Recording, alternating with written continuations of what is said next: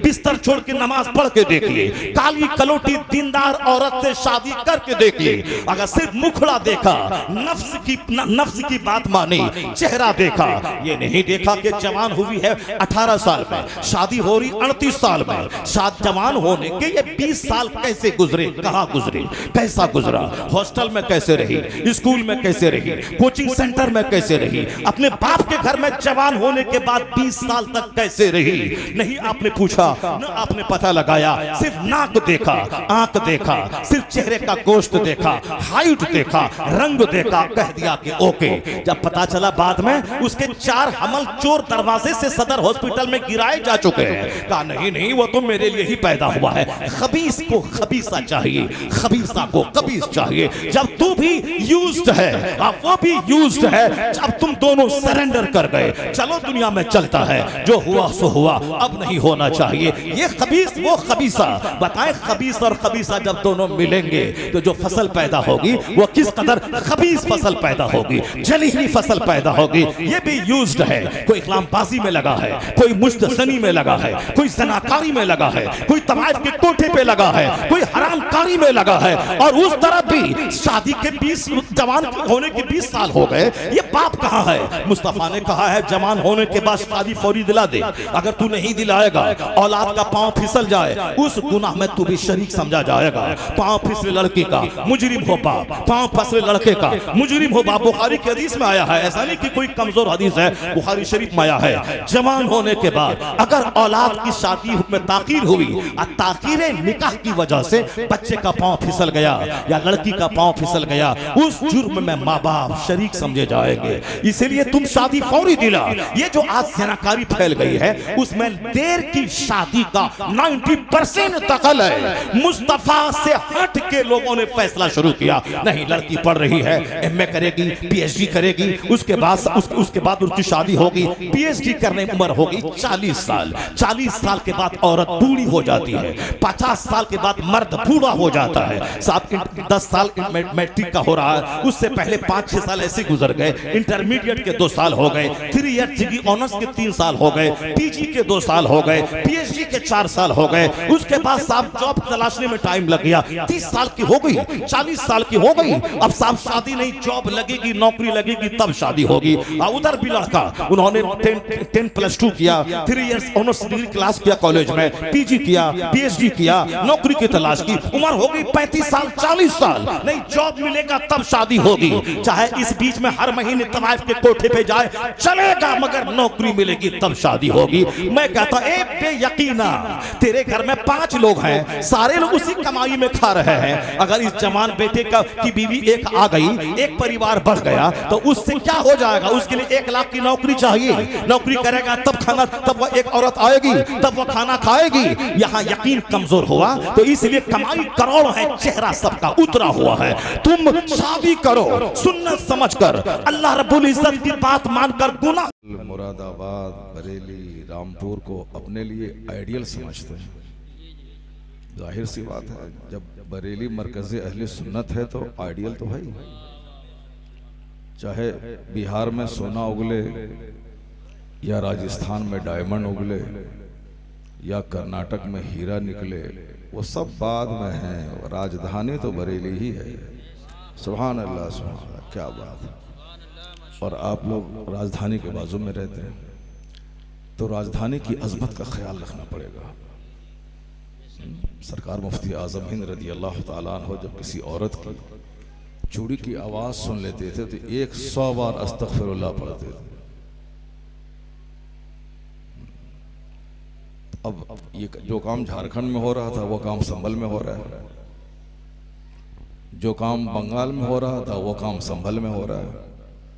इसका मतलब है कि बिहार और बंगाल और झारखंड और उड़ीसा की हवा यहाँ भी लग रही है। अब समझ गए होंगे कि मैं क्यों कह रहा हूँ।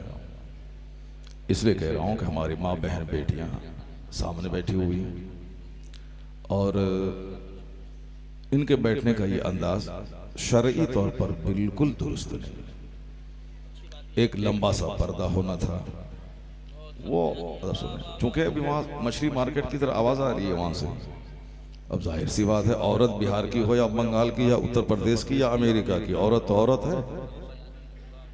अल्लाह तबारक व तआला मेरी माँ बहन बेटियों को खामोश रहकर दीनी गुफ्तगू समाअत करने की तौफीक अता फरमाए।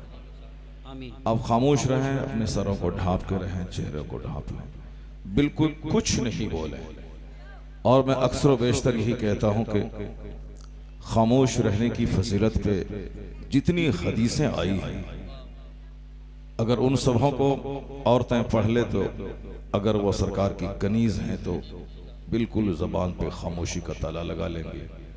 अगर वो खामोश रहने की आदी बन गई तो जलसा ही अच्छा नहीं होगा, बल्कि घर का माहौल भी अच्छा हो जाएगा।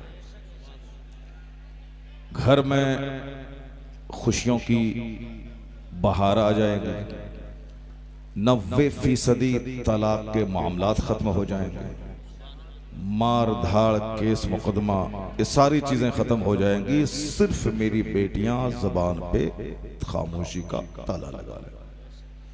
और ये बहुत फजीलत की बात है, हदीस माया है कि तफक्कुरु साअतिन खैरुम मिन इबादत सनतिन, to consider for a moment is better than the worship of 1 year.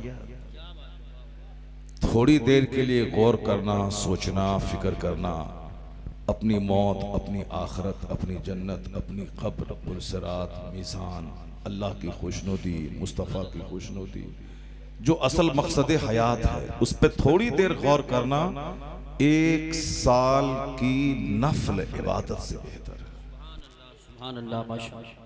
तो तन्हाई में बैठकर गौर करने के आदी बने आप भी, क्योंकि आजकल हमारी माँ बहन बेटियां तो पढ़ लिख रही हैं और खामोश रह रही हैं, मर्द को उनकी आदत लग गई है। ये लोग बातें बहुत कर रहे हैं। एक ड्राइवर को मैंने देखा मक्का से मदीना पूरे 3 घंटे तक फोन से चिपका रहा और 150 से 200 की स्पीड में कार चलाता रहा। मैं जब कहता था कि जब उनसे कहता था कि जरा धीरे धीरे चलाओ, वो कहा महफिल मुश्किल, महफिल मुश्किल, महफिल कोई प्रॉब्लम नहीं है, घबराओ मत।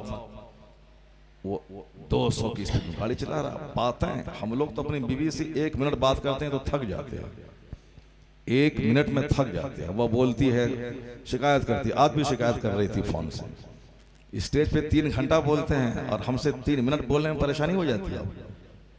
आज भी बोली सही कर कि स्टेज पर तो आपकी बात रुकती नहीं है, बोलते बोलते बोलते चले गए, बात आती गई चटाचट खटाखट, और यहाँ मुझसे 1 मिनट बोलने में परेशानी हो जाती है, तो इसका जवाब ही मेरे पास नहीं होता है। तो हम लोग तो 1 मिनट में थक जाते हैं। मुझे पता नहीं वो ड्राइवर किससे बात कर रहा था 3 घंटे तक। और वही मैंने इंडिया में भी देखा, अभी एक जगह कार से जा रहा था, यहाँ का वो ड्राइवर को मैंने वही देखा, बस बात ही करना है। क्या करना है बीवी से, या वल्लाह आलम सवाब किससे बातें करता है। हमको तो नहीं लगता है कि बीवी से आदमी 1 घंटा बात करेगा। वो कोई इधर उधर का रिश्ता कुछ हो तो ऐसा हो सकता है। अल्लाह ताला सारे नौजवानों को कम बोलने की तौफीक अता फरमाए। कम बोलने वाले की अक्ल मजबूत होती है। कम बोलने वाले आदमी को इबादत करने की ज्यादा तौफीक मिलती है। और जो ज्यादा बोलता है वो झूठ भी ज्यादा बोलता है, फजूल बातें बोलता है, बेकार की बातें बोलता है। मेरी माँ बहन बेटियां गौर से सुनो, हुजूर ने क्या फरमाया। आका फरमाते हैं मन समता नजा, जो खामोश रहा वो नजात पा गया, जो खामोश रहा वो नजात पा गया। झूठ से नजात पा गया, फजूल बातों से नजात पा गया, लड़ाई झगड़े से नजात पा गया, तकरार से नजात पा गया, तलाक से नजात पा गया, और जहन्नम जाने से नजात पा गया। मन समता नजा। सरकार दो जहां अलैहिस्सलाम की बातें इस कदर कंसाइज होती हैं। कंसाइज का मतलब मुख्तसर और उसमें मतालिब का समंदर पीना हो। आका अलैहिस्सलाम की बात है, जिस तरह कुरान शरीफ में है, एक आयत में 1 करोड़ मफहूम पोशीदा है, क्योंकि अल्लाह का कलाम है। यही वजह है कि आज 1400 साल हो गए कुरान पाक पढ़ते पढ़ते कोई उकताता नहीं। जिस तरह अजान सुनते हुए कोई नहीं उकताता है। हाँ, जिसका सीना ही दिल ही नापाक है तो वो तो बोलेगा जल्दी अजान खत्म करो, लेकिन जिसका दिल मरा नहीं है, जिंदा है, वो 4 साल की उम्र से अजान सुनता है, 80 बरस में भी अगर अजान को गौर से सुनता है तो बढ़ता हुआ कदम रुक जाता है, आंखों से आंसू के कतरे आ जाते हैं। वो चाशनी, वो मिठास है अजान में, और वह हुस्न है कुरान पाक की समाअत में। चूंकि कुरान पाक हमसे नाजिल हुआ है, इसलिए जब भी कुरान सुने तो आंसू बहाएं, और जब भी कुरान पढ़ें तो भीगी हुई आंखों के साथ पढ़ें। कुरान पाक गम से नाजिल हुआ है। कड़ाके की सर्दी में जब आका अलैहिस्सलाम पे वही नाजिल होती थी, यानी कुरान नाजिल होता था, जिब्रील अमीन आते थे, तो उस वक्त हुजूर की पेशानी में पसीने आ जाते थे। और आया है हदीस पाक में कि वो पसीने के कतरे मोती की तरह चमकते थे सरकार दो जहां पे। इस कदर वही के नाजिल होते वक्त आका अलैहिस्सलाम को मुशक्कत होती थी, और हुजूर जब भी कुरान पाक पढ़ते थे तो नमाज में आप आंसू बहाते थे। ये तो पढ़ने की बात हो गई, चूंकि हुजूर पे कुरान नाजिल हुआ, उससे बेहतर तो कोई पढ़ ही नहीं सकता।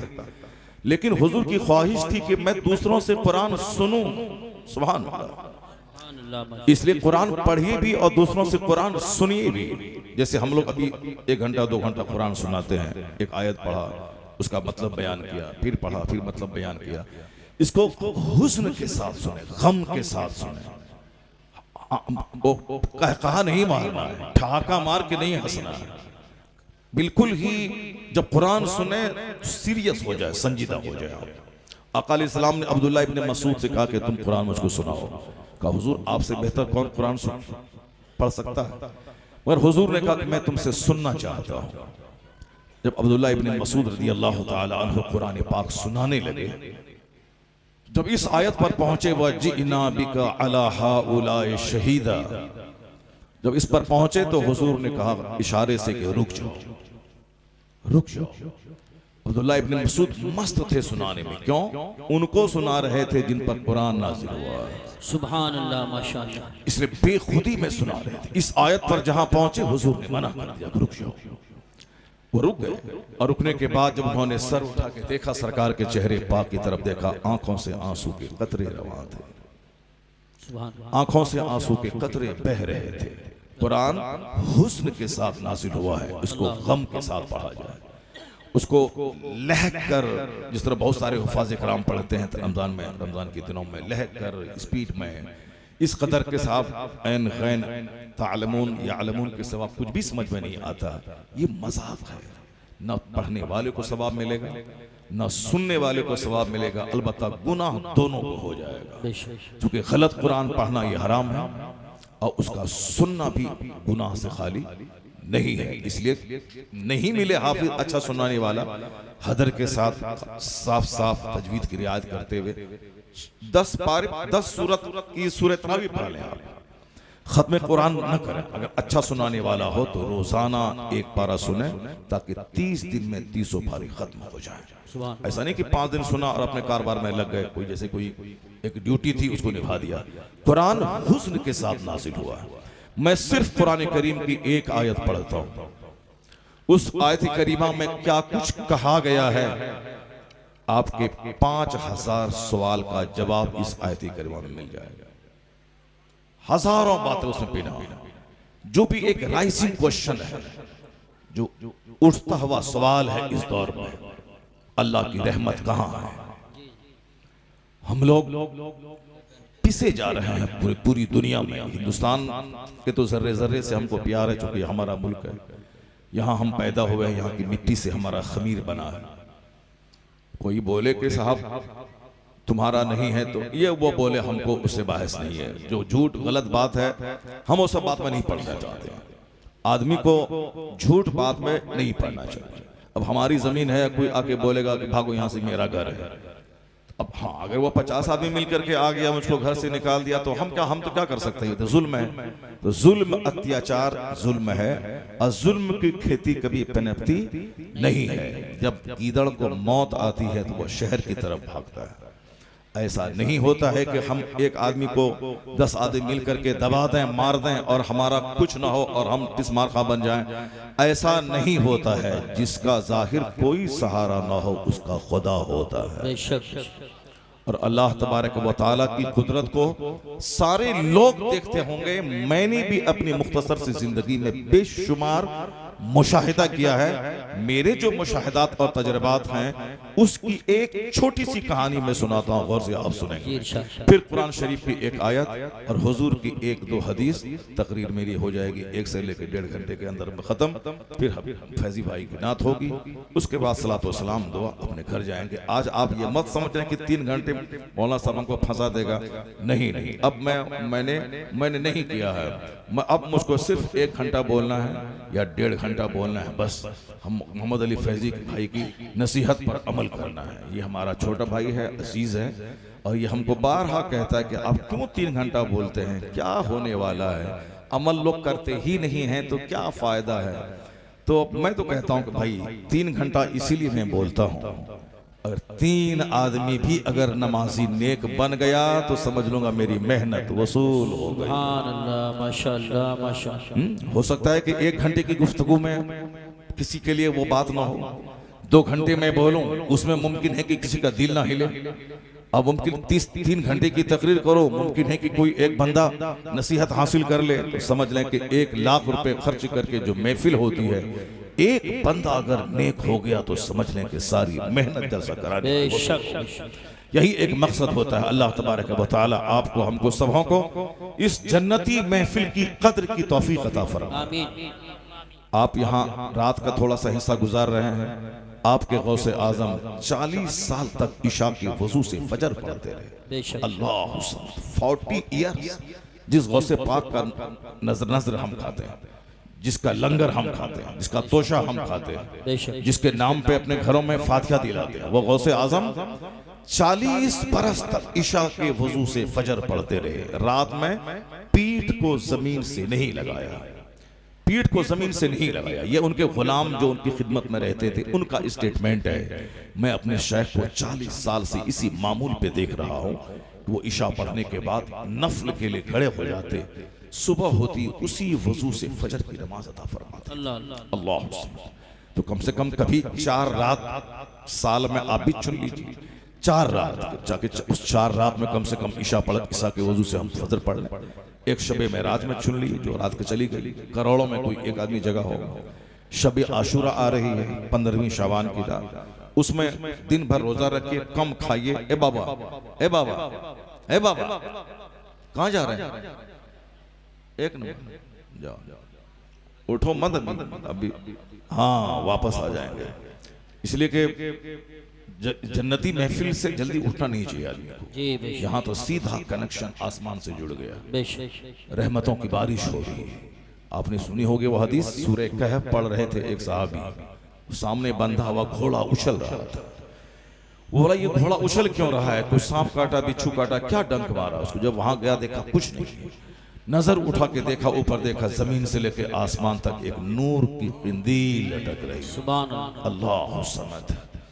सुबह हुई, हुजूर के पास गए, कहा सरकार, आका अलैहिस्सलाम से कहा कि हुजूर रात में मैंने ऐसा ऐसा देखा। कहा तुम क्या कर रहे थे? कहा हुजूर मैं कुरान पढ़ रहा था। कहा कुरान पढ़ते वक्त जो फरिश्ते आते हैं आसमान से सुनने के लिए, ये वही फरिश्तों का हुजूम था जो नूर के हाली की शक्ल में नजर आ रहा। अल्लाह। और फिर इंसान नहीं, घोड़ा उछल रहा था। इसका मतलब है कि कुरान पाक सुनकर घोड़ा भी उस तिलावत से महसूस होता है। फरिश्तों के नूर को देख के उछल रहा था। तो जिस घर में कुरान पढ़ा जाता है उस घर से बेबरकती खत्म हो जाती है, वहां से शैतान भागता है, फरिश्ते आते हैं, और फरिश्ते जहां कदम रखते हैं मरी हुई जमीन जिंदा होती है। इसलिए फरिश्तों को अगर घर में बुलाना है तो कुरान पाक की तिलावत का एहतमाम करें। फरिश्तों को घर में बुलाना है तो टेलीविजन को तोड़ के फेंक दें, क्योंकि जहां तस्वीर होती है वहां फरिश्ता नहीं आता। ये बात बिल्कुल परफेक्ट है। आका अलैहिस्सलाम के घर में सैयदा आयशा ने एक पर्दा लगाया, उसमें तस्वीर थी, तो सरकार घर से बाहर ही थे, अंदर जा ही नहीं रहे थे। सैयदा पूछती हुजूर अंदर क्यों नहीं आ रहे हैं? कहा कि इसलिए कि जो पर्दा तुम लगाई हो उसमें तस्वीर है, और जहां तस्वीर हो वहां फरिश्ते नहीं जाते, जहां तस्वीर हो वहां रहमत के फरिश्ते नहीं आते हैं। इसलिए घरों में तस्वीर खत्म कर दे, टेलीविजन को तोड़ के फेंक दे। वरना नहीं तो 1 करोड़ डेली कमा लेंगे। ये परफेक्टली मैं कहता हूं, बरकत कभी नहीं होगी। बेशक इसलिए नहीं होगी कि समझ में आएगा 1 करोड़, इधर से आएगा उधर चला जाएगा, हाथ सूखा फकीर भूखा। और ये सबको इसका तजर्बा हासिल है कि हाथ सूखा फकीर भूखा। फकीर कभी आसूदा ही नहीं होता। आपके यहाँ भी खा लेगा 4 रोटी और 10 कदम चलेगा, वहां भी मांगेगा, वहां भी 10 रोटी खा लेगा। जहां हाथ पोछा फिर फकीर भूखा हो गया, उसका पेट ही नहीं भरता उसका फकीर का। उसी तरह से 1 करोड़ कमा लेंगे, अगर अल्लाह बरकत छीन ले तो वही हाल होगा, कभी आसूदगी नहीं आएगी। इधर से आएगा उधर चला जाएगा। ये सब का यही रोना है। अमेरिका से लेके बेंगलोर तक सारे लोग वही रोते हैं। मैंने दुबई में देखा, वहां भी अक्सर लोग दुबई, हम लोग दुबई घूमना चाहते हैं, वहां के लोग मुसीबतों की पोटली लेके आलिमों के पास आ जाते हैं। हुजूर बरकत नहीं है, हुजूर ये प्रॉब्लम है, हुजूर ये प्रॉब्लम है। और जो दुआ ताबीज करने वाला है वो मालामाल है, जाहिर सी बात है मालामाल है। बुखारी शरीफ पढ़ाने वाला पढ़ाता है 5 घंटे हदीस, तो उसको मिलते हैं 20,000 रुपये महीना, 15,000 रुपये महीना, और वह 1 दिन में 50,000 कमाता है। क्यों कमाता है?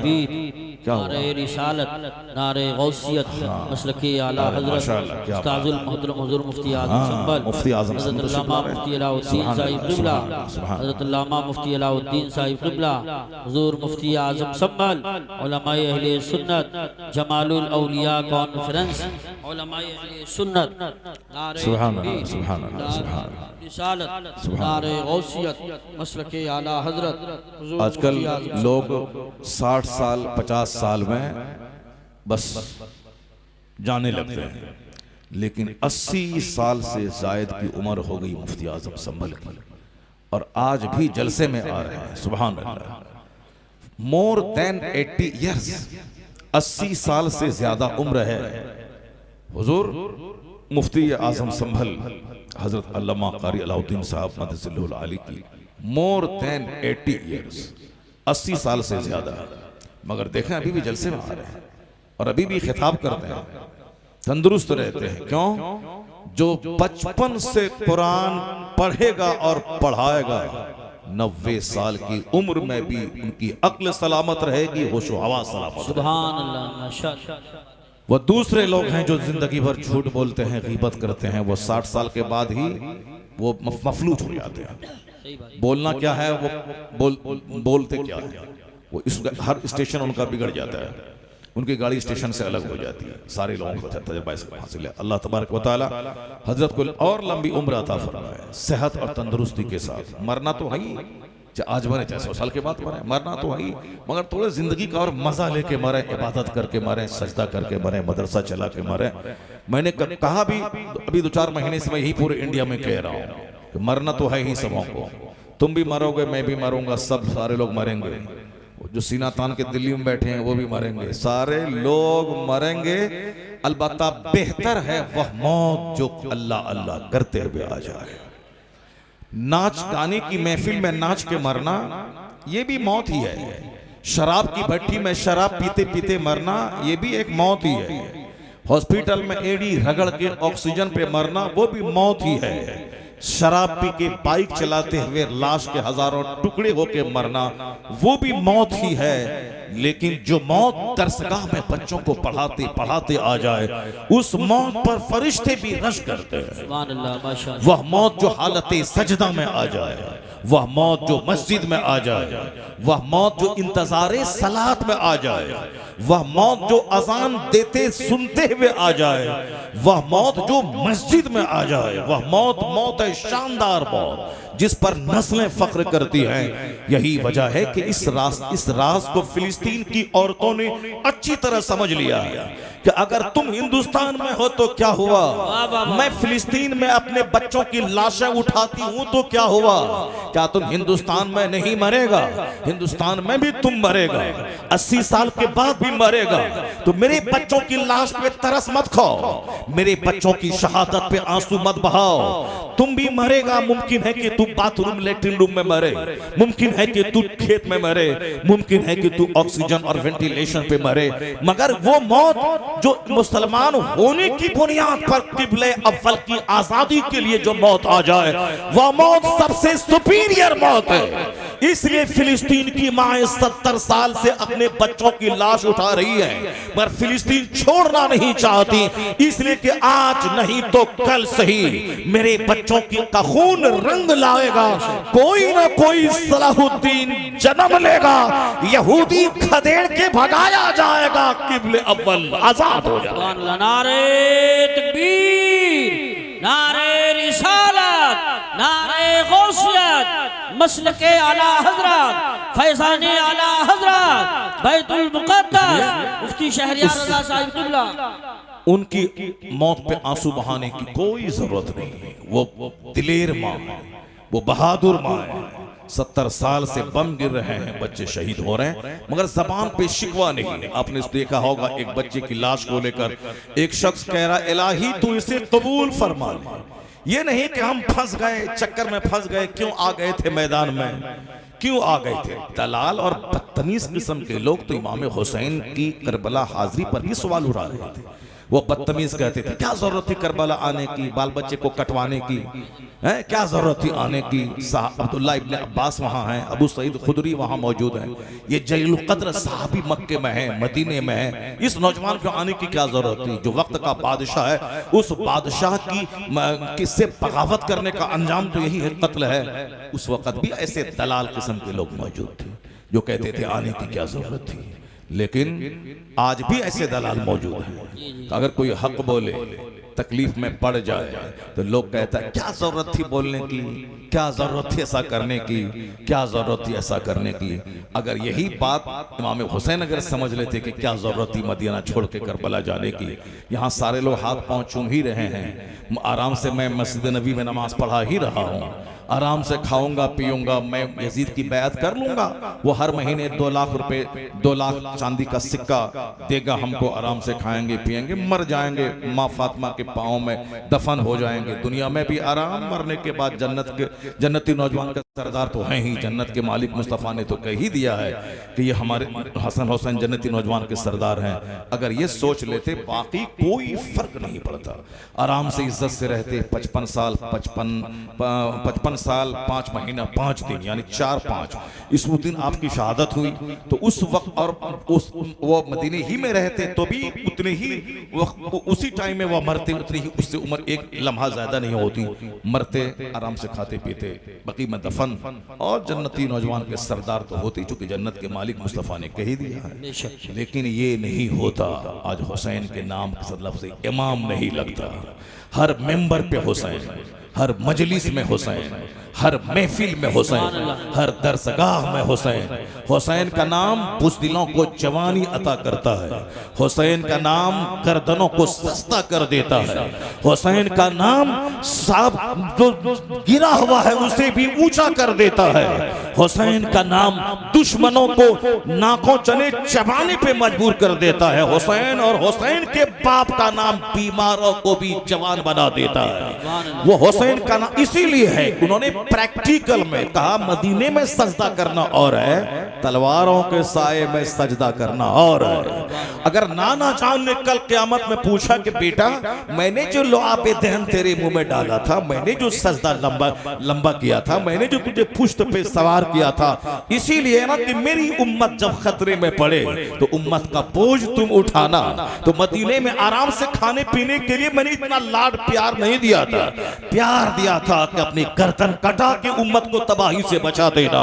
तो हुसैन करबला गए, दुनिया वालों को बता दिया कि हंसते मुस्कुराते हुए हमेशा सारा काम नहीं होता है, बल्कि कभी कभी गर्दनें कटा के इस्लाम का काम होता है। तो नाना ने जो चमन लगाया था उस चमन को अब उनके नवासे की खून की जरूरत थी, इसलिए हुसैन तन्हा नहीं अपने बच्चों के साथ करबला गए, बच्चों को भी कटवाया और खुद कट गए। तो कट तो गए, अल्लाह ने कहा हुसैन मदीना छोड़ा तुमने मेरे लिए, अली असगर को कटाया मेरे लिए, अली अकबर की जवानी लुटाई मेरे लिए, तुमने अपने लाश पे घोड़े की टापों को रंगवाया मेरे लिए, तुमने तलवारों के साए में 72 ज़र्मनेज़ों के खा के सजदा किया मेरे लिए, तुमने सब कुछ लुटा दिया, कुंबा लुटाया, गर्दन लुटाई, अपने खेमों को जलवाया, सब कुछ किया।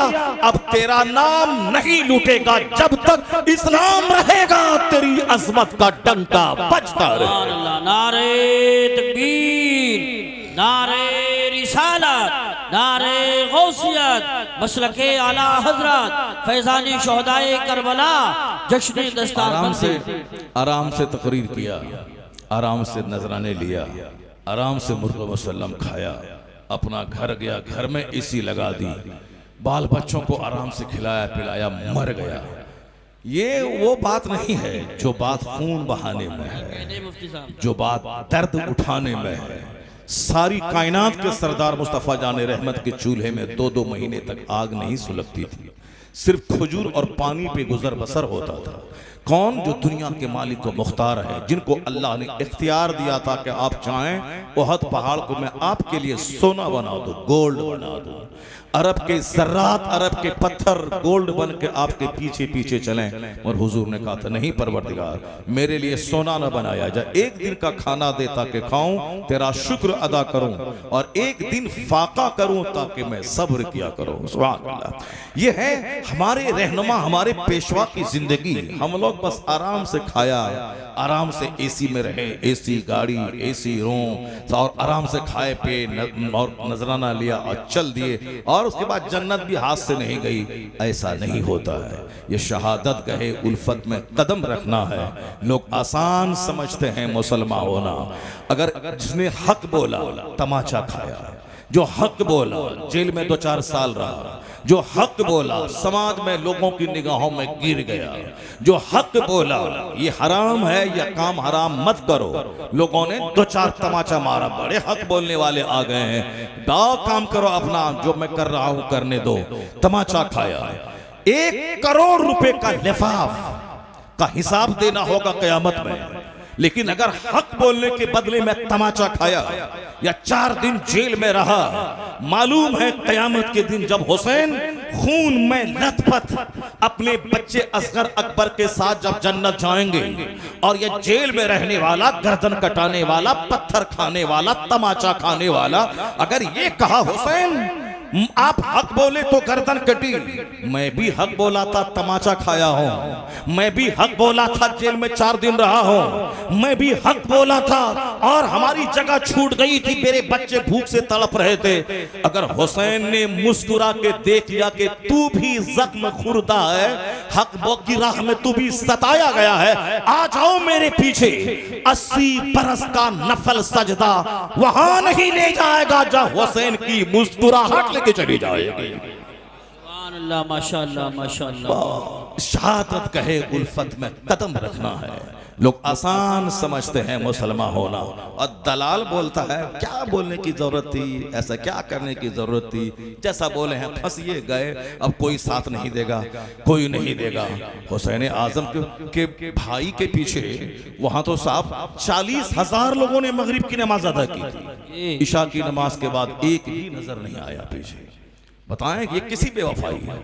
अगर आज हमारी हिमायत में अगर 1 लाख लोग सड़क पे आ गए, अब 5 दिन के बाद एक बंदा भी नहीं आया, तो आंसू बहाने की जरूरत नहीं है। कमजोरों का काम ये सब नहीं कर। दबंग है याद कर मुस्लिम बिन अकील को, जब शहजादे रसूल के साथ ऐसी बेवफाई है, अगर तुम्हारे साथ भी अगर ऐसी बेवफाई हो गई तो घबराने की क्या जरूरत है। उनकी सुन्नत अदा हो गई।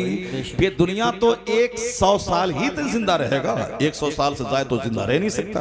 ना आप भी जिंदा रहेंगे ना मैं जिंदा रहूंगा। 100 साल के बाद अगर कोई जिंदा रह भी गया तो मुर्दे से बदतर है वो। आंख नहीं, जबान नहीं, पेट नहीं, हाथ पांव नहीं, तो वो तो मुर्दे से बदतर है ना। इसलिए 100 साल के अंदर ही सबको दुनिया छोड़ के जाना है। 100 साल अल्लाह के नजदीक 1 सेकंड है, और जहां जाना है वहां का एक दिन 50,000 साल के बराबर है। अल्लाह वहां का एक दिन 50,000 साल के बराबर है। इस पॉइंट को जो भी निगाह के सामने रखेगा, याद रखें कि वो नहीं बोलेगा लाइफ इज वेरी डिफिकल्ट, जिंदगी बहुत मुश्किल है, कैसे गुजारे, आमदनी घट गई, बिजनेस ठप हो गया, कैसे जिंदगी गुजारे, इज्जत बचाना मुश्किल है, सामने वाले के पास 5 मंजिला मकान, ये दाएं वाले के पास 50 लाख की कारें, बाएं वाले के पास 2-4 मॉल, पीछे वाले के पास 1000 बीघा जमीन, फार्म हाउस, उस बीच में छोटा सा मेरा घर, छोटी सी मेरी आमदनी, कैसे मैं इज्जत बचाऊं। अगर मकान और गाड़ी देखेगा तो कुत्ते की मौत मरनी पड़ेगी, क्योंकि गाड़ी की कोई हद नहीं है। गाड़ी 4 लाख की आल्टो भी है, 40 लाख की फॉर्च्यूनर भी है, 40 करोड़ की ऊडी कंपनी की कार भी है, और 200 करोड़ की अमेरिकन कंपनी की कार भी है। 1000 बीघा जमीन बेचेगा तो भी 200 करोड़ रुपए नहीं होंगे, लेकिन 200 रुपए की कार इंडिया की सड़कों पे आज दौड़ रही है। अगर नहीं मालूम है तो मुकेश अंबानी की बीवी नीता अंबानी के पास 200 करोड़ रुपए की कार है जो अमेरिका से आई है। 100 करोड़ की कार है जो अमेरिका से आई है। आप समझ सकते हैं कहां 100 करोड़ और कहां 4 लाख की आल्टो का क्या वैल्यू है। आगे देखेगा तो मर जाएगा, पीछे देखेगा 1000 बीघा जमीन, हमारे पास 5 कट्ठा जमीन, 5 बिस्सा जमीन है, मर जाएगा। दाहिने देखेगा साहब 4-5 मॉल, मार्केटिंग कॉम्प्लेक्स, मेरे पास तो रहने का घर भी नहीं, तो चुल्लू भर पानी में मरना पड़ेगा। अगर बाएं देखेगा साहब क्या शानदार मुलाजमत है, नौकरी है, 10 लाख पे महाना, डॉक्टर इंजीनियर, हमारे पास तो कुछ नहीं, 10,000 पे महाना है, चुल्लू भर पानी में मरना पड़ेगा। अगर आगे देखेगा तो भी मौत, पीछे देखेगा तो भी मौत। हाँ, अगर मुस्तफा को देख लिया, ये जमींदार तेरे चेहरे की मुस्कुराहट पे रश्क करेगा, इसलिए कि हुजूर ने फरमाया है कि तुम अपने से ऊपर को मत दे, अल्लाह की नेमतों की नाशुक्री तू करेगा, तू मत दे। वला तनजुरू इला मन हुवा फौककुम, जो तुमसे एबब है उसको मत दे। उनजुरू इला मन हुवा अस्फल मिनकुम, उसको देखो जो तुझसे सेहत में, हुस्न में, दौलत में, माल में कम है, उसको दे। उसको देखेगा तो अल्लाह की इस नेमत का शुक्र अदा करेगा। जब शुक्र अदा करेगा तो फिर क्या है, जब शुक्र अल्लाह की नेमत का अदा होगा तो अल्लाह उस नेमत को बढ़ा देगा। असल चीज माल की बहुतात नहीं है, लैसल गना अन कसरतिल अर्द वलाकिन्नल गना गना नफ्स। Riches does not mean having a great amount of property, but the riches is self contentment. मालदारी माल की बहुतात से नहीं मिलती। मुस्तफा कहते हैं मालदारी तो सब्र से मिलती है, मालदारी तो कनात से मिलती है, मालदारी तो सेल्फ कंटेंटमेंट से मिलती है। दुनिया को देखेगा चुल्लू भर पानी में मर जाएगा, मुस्तफा पे नजर रहेगी, यहां भी मुस्कुराएगा, जन्नत में सोने के महल में मुस्कुराता रहे। सुभान अल्लाह। नारे तकबीर, नारे रिसालत, नारे गौसियत, मसलके आला हजरत, उलमाए अहले सुन्नत। इसलिए इस्लाम हमेशा हर मोड़ पर हमारी रहनुमाई करता है। खबरदार कभी किसी दुनियादार को नहीं देखना है, कभी दुनिया की चहल पहल को नहीं देखना। अगर चहल पहल को देखेगा नमाज पढ़ना मुश्किल हो जाएगा। नमाज में सजदे में तुम्हारा ख्याल, इंतशार ख्याली का शिकार तुम्हारा दिमाग हो जाएगा, बुरे बुरे वसवसात आएंगे। कभी बोलेगा पता नहीं अल्लाह है कि नहीं, माज़ल्लाह, 1000 बार माज़ल्लाह। कभी बोलेगा जन्नत दोज़ख है कि नहीं, इसी दुनिया ही में जन्नत दोज़ख है। ये सारी बातें दिमाग में आएंगी। इसलिए तकरीर सुनना उतना ही जरूरी है दिल को जिंदा रखने के लिए, जितना कि मरी हुई जमीन को जिंदा करने के लिए पानी जरूरी है। जमीन अगर मर गई उसमें पानी डालना होगा ताकि दोबारा वो जमीन खेती के काबिल हो जाए। आप लोग गांव देहात में रहते हैं, आसपास में खेत हैं, आपको अच्छी तरह मालूम है कि खेत जब मर जाता है दोबारा फसल उगाने के लिए उसमें पानी डाला जाता है। और ऐसा नहीं कि एक बार पानी डाल दिया तो अब 10-20 साल के लिए वही एक पानी काफी है, नहीं, जब जब जमीन मरती है तब उसमें पानी डालना पड़ता है। उसी तरह यह दिल है, यह दिल खेत की मानंद है। जब आदमी काफिरों का चेहरा देखता है तो दिल मर जाता है, बेनमाजी का चेहरा देखता है तो दिल सख्त हो जाता है। जब शराबी, पापी, जानी, बदकार, दुनियादार, सूदखोर का चेहरा देखता है तो यह दिल भी आदमी का सख्त हो जाता है। इसलिए हुजूर ने फरमाया है कि अर्रजुलु अला दीन Khalili, a man is likely on the way of life of his friend. एक आदमी अपने दोस्त के दीन पर होता है, दोस्त का जैसा दीन उस दूसरे दोस्त का वैसा दीन होता है, चूंकि दिल से रिश्ता होता है दोस्त का। तो दोस्त अगर गलत भी करता है तो भी बंदा सोचता चलो दोस्त है कर लिया। तो आदमी दोस्त के मजहब पर होता है। हुजूर फरमाते फल यंजुर अहदुकुम मैं युखालिल। ए बाबा बाबा एक नंबर, ठीक है जाइए जल्दी से आ जाइए, एक नंबर आ जाइए, क्योंकि बहुत देर से आप लोग बैठे हुए हैं, इसीलिए अगर आपको हाजत हो ऐसी तो शदीद हाजत हो तो जाइएगा, कम हाजत में मत जाइए। प्रैक्टिस कीजिए कि बगैर पेशाब के बैठे रहे। कम हाजत, शदीद हाजत हो तो मेरे रोकने से भी नहीं रुकना है, वहां चले जाना है। और कम हाजत हो तो उधर तवज्जो ही नहीं देनी, गुफ्तगू की तरफ तवज्जो देंगे। तो अगर शदीद भी हाजत होगी तो भी उस तरफ ध्यान ही नहीं जाएगा। हम लोगों का भी हाल होता है, जहां हम लोग मुताला करने तकरीर करने में लगे रहते हैं तो वो उधर से ख्याल बटा रहता है, लेकिन जहां तकरीर खत्म हुई, एक मौलाना साहब बहुत बड़े दबंग मौलाना साहब जो हजरत के दोस्त थे, फ्रेंड थे, वो मौलाना साहब बड़े शोहरत याफ्ता खतीब, स्टेज से उतरे, धक्का मारता हुआ सीधे वॉशरूम चले गए, पूरा जैसे वॉशरूम चले गए।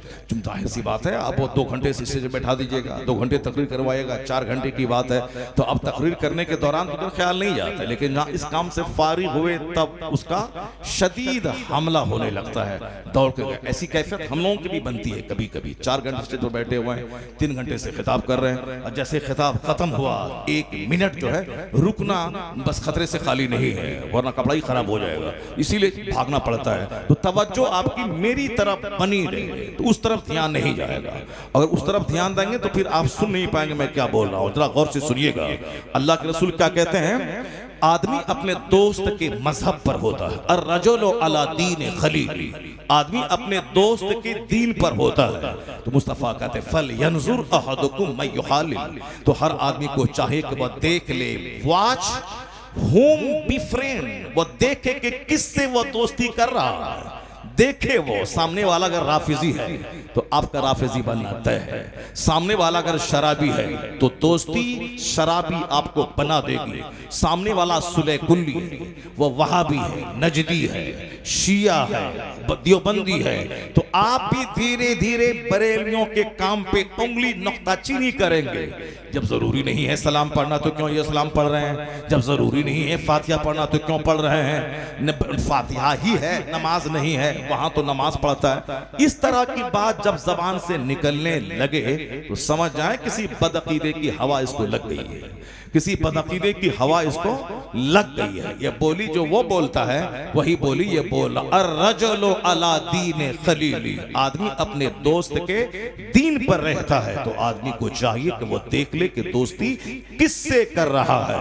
खबरदार किसी बदअकीदे से दोस्ती ना हो, खबरदार किसी नजदी वहाबी राफिजी से दोस्ती ना हो, खबरदार किसी हराम खोर से दोस्ती ना हो, वरना सारी नेकी को बर्बाद कर देगा। क्योंकि हराम का लुकमा जैसे पेट में गया, समझ लें कि सजदों की बरकत खत्म हो जाएगी, कोई दुआ कबूल नहीं होगी, चाहे वो खिलाफे काबा थाम के पकड़ के मर क्यों ना जाए, नहीं होगी दुआ कबूल। इसलिए कि मुस्तफा जाने रहमत अलैहिस्सलाम ने दुआ की कबूलियत के लिए 2 शर्तें रखी हैं, जबरदस्त शर्त दुआ की कबूलियत की 2 शर्तें हैं। वैसे तो बातें बहुत सारी हैं, मगर ये 2 मेजर फैक्टर है जिसकी वजह से दुआएं कबूल रद्द हो जाती हैं, या 2 चीजों की वजह से। और 2 चीजें ऐसी हैं जिसकी वजह से दुआएं कबूल होती हैं, आदमी मुस्तजाबुद दावात हो जाता है। वो 2 चीजें क्या हैं, जो पेट में हमेशा हलाल ग़िज़ा डालता हो, हलाल ग़िज़ा जैसे ही पेट में पड़ता है सीना रोशन हो जाता है, सीना रोशन होता है, दिमाग रोशन होता है, उसके सारे बदन में का जो खून होता है प्योर खून हो जाता है। वो हाथ उठा के जो दुआ करता है अल्लाह ताला उसकी दुआ कबूल फरमाता है। दुआ की कबूलियत के लिए हलाल ग़िज़ा शर्त है, और जो हराम पेट में डालता है 40 दिन तक समझ लें उसकी कोई दुआ कबूल नहीं होती। शराब की एक बूंद अंदर गई 40 दिन तक न कोई सजदा कबूल होगा, न दुआ कबूल होगी जब तक कि वो सच्ची तौबा न कर ले। उसी हालत में अगर मर गया तो जन्नत की खुशबू उसके लिए हराम हो जाएगी। वो जन्नत की खुशबू जो 500 साल की मुसाफत से सूंघी जा सकती है, वो जन्नत की खुशबू नहीं सूंघ पाएगा। वो कौन, जो शराब पिया उसी हालत में वह मर गया, हालत ज़िना में जो मर गया। आया है हदीस पाक में कि ईमान उसके सीने से छतरी की तरह निकल कर उसके सर पे हो जाता है, ईमान उसके सीने से निकल जाता है, हालत ज़िना में, हालत शराबनोशी में ईमान सीने से निकल जाता है और साइबान की तरह सर पे हो जाता है। और जब वो बंदा उस घटिया काम से अलग होता है तब वो ईमान उसके सीने में दाखिल होता है। पहले ही मुहद्दिसीन ने कमाल ईमान कहा, नूर ईमान कहा, यह सब अपनी जगह है, मगर इस हदीस से पाक का तेवर क्या बोलता है जो हुजूर ने कहा है कमाल ईमान, नूर ईमान, ये बहुत सारी अहादीस के मतालिब और मफाहिम को देखकर और हालात को देख करके तब मुफस्सिर इस तरह की राय कायम करते हैं, जाहिर सी बात है। लेकिन इस हदीस का तेवर क्या बोलता है? ईमान उसके सीने से निकल जाता है और छतरी की तरह सर पे हो जाता है। अगर उसी हालत में वह मर जाए तो क्या हाल होगा? अगर उसी हालत में जबकि ईमान का नूर सीने से निकल के छतरी की तरह हो गया है, उसी हालत में वो मर जाए तो क्या होता है? और आजकल इस जमाने में इस तरह की मौतें कसरत से हो रही हैं। एक मेरा दोस्त था, वो दोस्त बताया कि हजरत ए बाबा बाबा कहाँ, एक नंबर बड़ा मसला है। इसीलिए तो मैं हमेशा कहता हूं भाई तकरीर 10 बजे करवाओ, 10 से लेके 12 2 घंटे की तकरीर करवाओ और 2 घंटे में 10 हदीस सुना दूंगा, मैं कुरान पाक की 2-4 आयतें सुनाऊंगा ताकि आने वाली नस्लों के लिए रोशनी का सामान हो जाए। उस वक्त सारे लोग फ्रेश रहते हैं, ताज़ा होकर बैठते हैं। और 12 बजे के बाद तो अच्छे अच्छे बहादुर को भी पेशाब लगने लगता है, वो तो ज़ईफ है बेचारे 70 साल 80 साल के, तो फिर उसका क्या कहना है? इसलिए तकरीर 12 बजे के बाद नहीं, 12 बजे के बाद मुशायरा, 12 बजे के बाद नातखानी, 12 बजे से पहले तकरीर हो। सारे जिम्मेदारान मदारिस हमेशा इसका ख्याल रखें, पब्लिक का ख्याल कभी नहीं करें, पब्लिक को शरीयत उस पर थोपें, शरीयत की बात उसको बताएं, उसको आपके पास इल्म है, इल्म की बात उसको बताएं। वरना ये तो बोलेगा कि नमाज की बात मत करो, आप यहाँ साहब मजा वाली बात करो, ये तो बोलेगा ही मजा वाली बात करो। तो अब आप उसकी ख्वाहिश के सामने आप घुटने टेक देंगे तो बहुत दिनों के बाद फिर स्टेज पे क्या होगा वो सबको मालूम है कि जो कुछ मैं बोला हूँ फिर मैं उसको दोहराना नहीं चाहता कि मैं क्या बोला हूँ, वही कुछ होगा और होना शुरू हो गया है। इसलिए अगर चाहते हैं कि वो दिन नहीं आए तो सिर्फ एक बच्चे की तिलावत हो और एक बच्चा जो आपके मदरसे का अच्छी नात पढ़ने वाला हो उससे एक अच्छी नात पढ़वा ले, उसके बाद तकरीर हो 2-2.5 घंटे की, फिर उसके बाद एक नात हो, फिर अगर लोग चाहें तो तकरीर हो, वरना हमें ज्यादा तकरीर की भी जरूरत नहीं है। हर मजलिस में सिर्फ एक तकरीर 2 घंटे की हो जाए। और यही बंबई में हो रहा है, यही गुजरात में हो रहा है, यही और सारे राजस्थान के मुख्तलिफ इलाकों में ये है, बरकतें हैं उसकी। एक तकरीर हुई, साल भर लोग उसको याद रखते हैं, चाय पान की दुकान पे तबसरा करते हैं, मौलाना साहब ने ये कहा था, मौलाना साहब ने ये हदीस पढ़ी थी, लोग अपनी बीवी के सब बच्चों के साथ अपने घर में तबसरा करते हैं, मौलाना साहब ने एक हदीस पढ़ी थी, उस हदीस पर हम लोगों को अमल करना चाहिए। तो एक हदीस पढ़ी गई, साल भर बच्चों को और घर के गार्जियन को मालूम। और यहाँ जहाँ 5-10 तकरीरें हो जाएंगी और नात 70% हो जाएंगी तो तकरीर तो दब जाएगी। स्टेज के मौलाना साहब को भी याद नहीं रहेगा कि हजरत ने कौन सी तिलावत आयत की तिलावत की थी, तो वहां तो सारी तवज्जो नात पर चली जाएगी। इसलिए हमेशा इस बात का ख्याल रखें कि पब्लिक को कव्वाली का दिलदाना न बना, पब्लिक को साहब वो आजकल की नात क्या है, वो गाने बजाने के तर्ज पे लोग नात पढ़ते हैं तो लोगों को इश्क रसूल तो कम आता है, गाने की तरफ ध्यान ज्यादा चला जाता है। ये हमारे नए नए छोकरे जो बैठे रहते हैं बच्चे हमारे, ये बच्चे का उसी धुन पे नजर चली जाती है और वो उनकी कमर हिलने लगती है,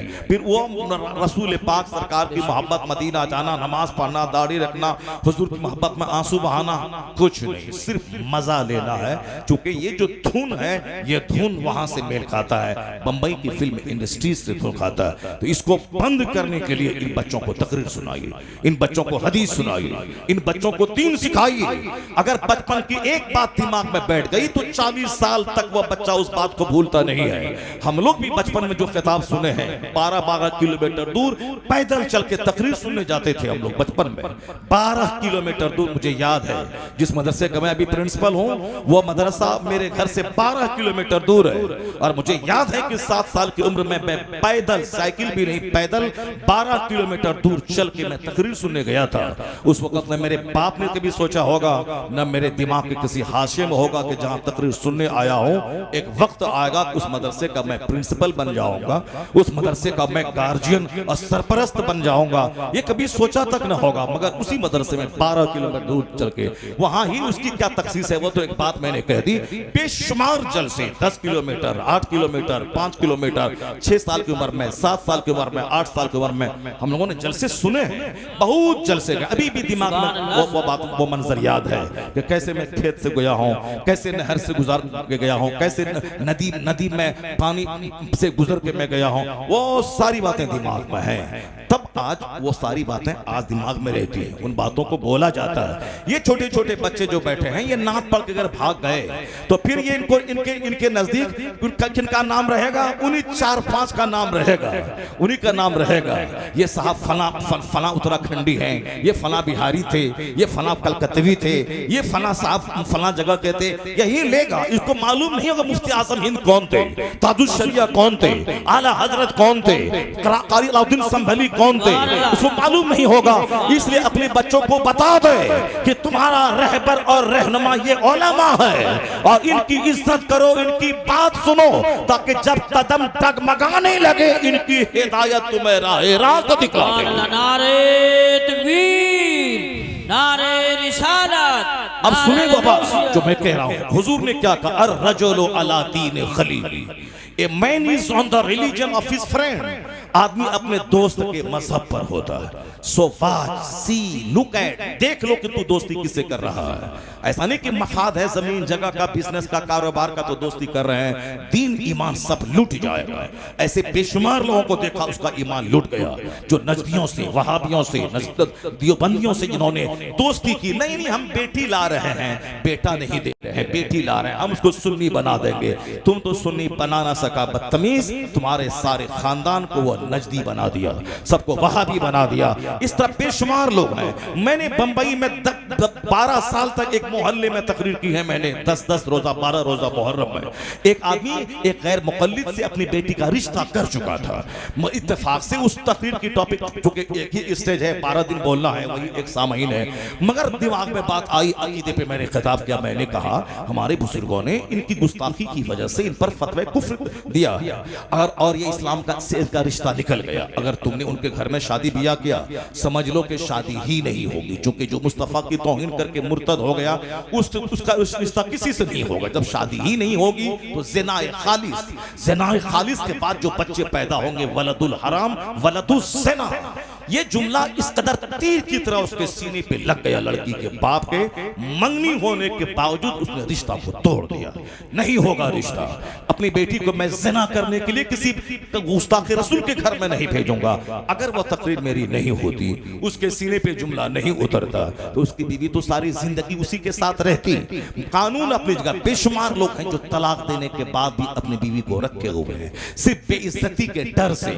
ऐसे घटिया खसीस रजील लोग कम है, मगर हैं। तलाक दे दिया, रात में गुस्सा आया, शराब पी के आया या गुस्सा हुआ, बीवी कुछ बोली, कैंची की तरह जबान चलाई, इससे नहीं रहा गया, ये धमकी दिया कि तलाक दे दूंगा। वो बोली एक बाप का बच्चा है तो तलाक दे के देख ले। अब इसको गुस्सा आया, तलाक दे दिया। जब तलाक दिया, गुस्सा ठंडा हुआ तो अब बिल्कुल सो गया। उसके बाद जब उठा तो रोना धोना शुरू किया, क्या करे ऐसा हो गया। तो अब बीवी अलग रो रही है, अलग रो रहा है। अब कंप्रोमाइज कर लिया कि चलो हटाओ, मुफ्ती के पास मत बोलना। कहना कि वो एक ही तलाक हुई है। तलाक दिया 3, 4, 5, बोला कि एक दिया। हजरत एक दिया, क्या हुआ? मुफ्ती साहब ने फतवा दी, ठीक है एक तलाक हुई है, दोनों आपस में मिल लो, कोई खास बात नहीं है। अब अलबत्ता अगर जब भी 2 तलाक देगा, ये भी उसमें ऐड होकर के 3 तलाक हो जाएगी। अब कभी इस तरह की जुमले मत बोलना। दिया था 3, यहाँ की झूठ बोला 1। अब वो दिया था होशो हवास में आके बोला कि बिल्कुल वो पागल हो गया था शराब के नशे में। शराब के नशे में माँ को क्यों नहीं तलाक दिया? शराब के नशे में चची को क्यों नहीं तलाक दिया? शराब के नशे में अपने पड़ोस की भाभी को क्यों नहीं तलाक दिया? अपनी बीवी को पहचानता था कि मेरी बीवी है, और तलाक भी कोई चीज है, तलाक दिया जाता है जब तुमको ये होशो हवास है कि ये मेरी बीवी है, और बीवी को तलाक दी जाती है। जब इतना होश है तो फिर तलाक तो हो ही जाएगी।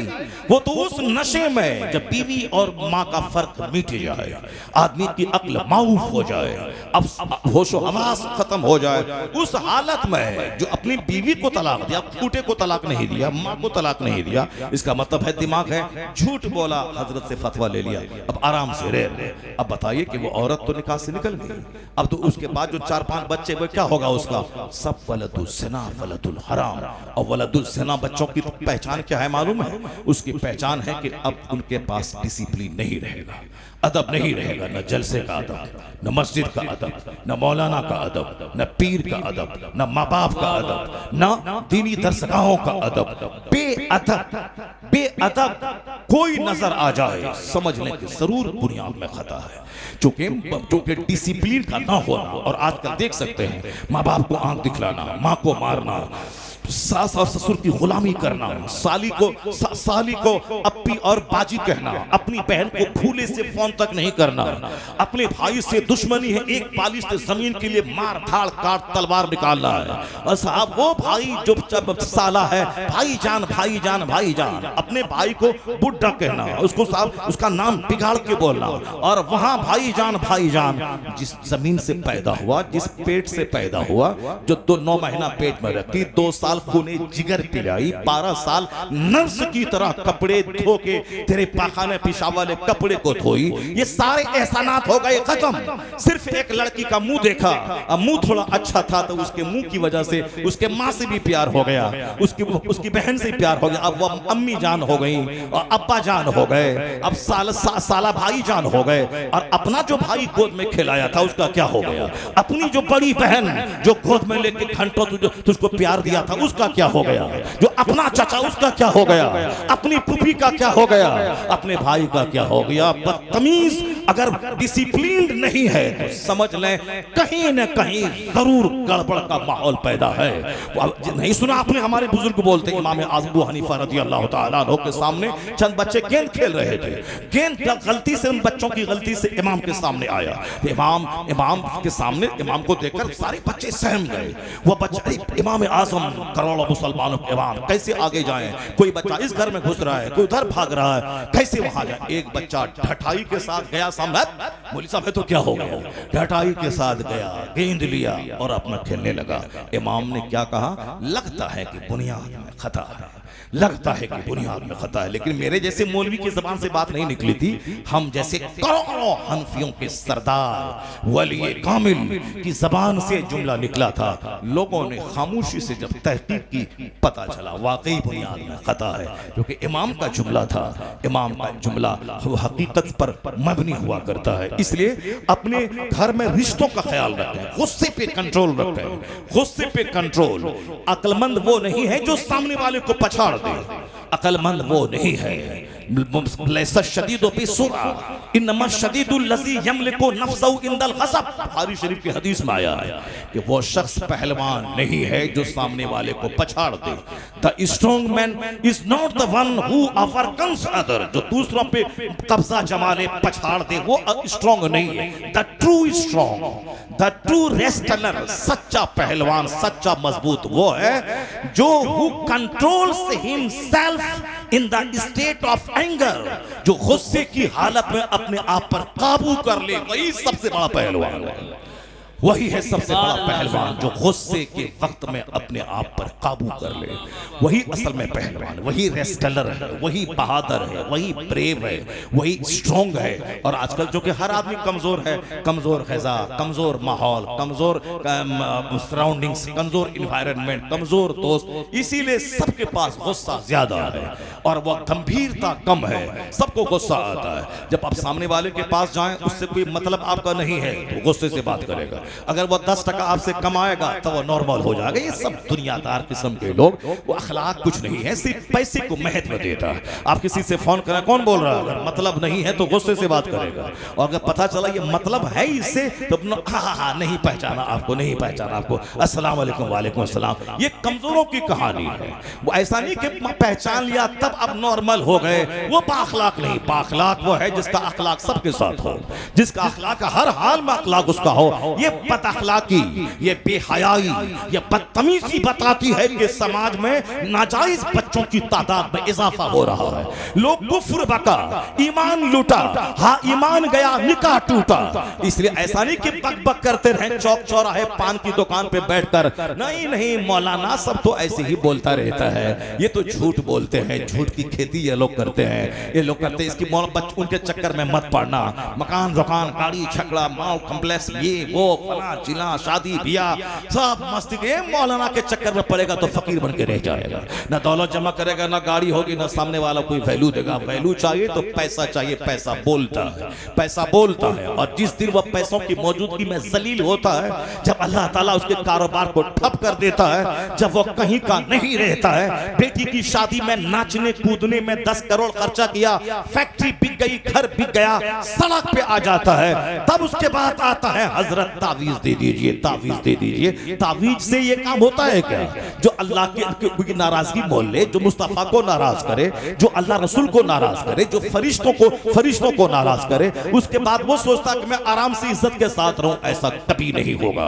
और उसके बाद कहता है कि एक तावीज ले लें, उसके बाद काम बन जाए। ऐसा दुनिया में होता है क्या कि जीने का रास्ता सिस्टम है ये, और उस सिस्टम के खिलाफ काम करेगा और एक तावीज ले लेगा, उस सारा काम खत्म हो जाएगा। ऐसा कहीं होता है? तावीज से आम का पेड़ लगा दे और वहां से सेब निकल जाए, 1 लाख तावीज उसमें डाल दें, नहीं होगा। चाहे बरेली से तावीज ले आए, चाहे बेलग्राम से तावीज ले आए, चाहे मसोली से तावीज ले आए, चाहे मुझ जैसे छोटे से फकीर से तावीज ले लें, 1 करोड़ तावीज आम के पेड़ में लगा दें और सोचें कि यहां से कटहल निकल जाए, यहां से अमरूद निकल जाए, यहां से सेब निकल जाए, नहीं होगा। आप लोग काश्तकार हैं, गेहूं लगाते हैं, गन्ना लगाते हैं, आप लोग साहब धान लगाते हैं, तो धान लगा दीजिए। उसके बाद 1 लाख तावीज बरेली मसौली के छोछा से ले आइए। फिर आप सैयद साहब हैं, आपकी तावीज में असर है, तावीज ले आइए और उस खेत में डाल दीजिए और सोचिए कि तावीज से या धान के खेत से शानदार गेहूं निकल जाएगा। और गेहूं के खेत में 1 लाख तावीज डालिए ताकि यहां से बासमती धान निकल जाएगा, नहीं होगा ऐसा। इट विल बी नेवर, ऐसा कभी नहीं होगा। ये कुदरत के कानून के खिलाफ है। जब कुदरत के कानून के खिलाफ है कि सेब का पेड़ चंबल में नहीं लगेगा, सेब के लिए चाहे शिमला का इलाका, सेब के लिए चाहे कश्मीर का इलाका जहां बर्फ गिरती हो। गेहूं की खेती जिस साल जबरदस्त सर्दी होती है, गेहूं की खेती जबरदस्त होती है, और जिस साल सर्दी नहीं पड़े, गेहूं की खेती कमजोर हो तो उसका दाना बिल्कुल छोटा होता है। यह मुझसे ज्यादा आपको तजुर्बा है। तो जिस जहां गर्मी का मौसम है वहां गेहूं की खेती नहीं होती है। जहां सर्दी जबरदस्त पड़ती है, पंजाब में, पूरे इंडिया में सबसे ज्यादा गेहूं की खेती पंजाब में होती है, चूंकि पंजाब कश्मीर से करीब है और पंजाब में जबरदस्त सर्दी पड़ती है। और वहां से नजदीक है ये मुरादाबाद, कश्मीर से, पंजाब से, हरियाणा से, इसलिए यहां भी जबरदस्त सर्दी है। हमारा बिहार थोड़ा दूर है कश्मीर से, वहां इतनी सर्दी नहीं पड़ती, वहां भी सड़ी हुई सर्दी होती है, पर आई और चली गई, झोंका आया और चला गया। और अभी वहां गर्मी है। मैं परसों गोवा में था, वहां फैन भी चल रहा था, एसी भी चल रही थी, रूम में, कार में भी एसी, रूम में भी एसी। और यहाँ आके देखिए साहब, मैं जैकेट छोड़ दिया घर में और यहाँ मेरे पास जैकेट भी नहीं है, चूंकि गर्मी लग रही थी। और यहाँ देखिए आप वहां से करीब है, जहां सर्दी वहां सेब है, जहां सर्दी वहां अनार है। अलबत्ता जहां खूब गर्मी हो वहां संतरा की खेती होती है। संतरा की खेती होती है कहां पे? नागपुर में, चूंकि वहां गर्मी होती है। कपास की खेती होती है कहां पे?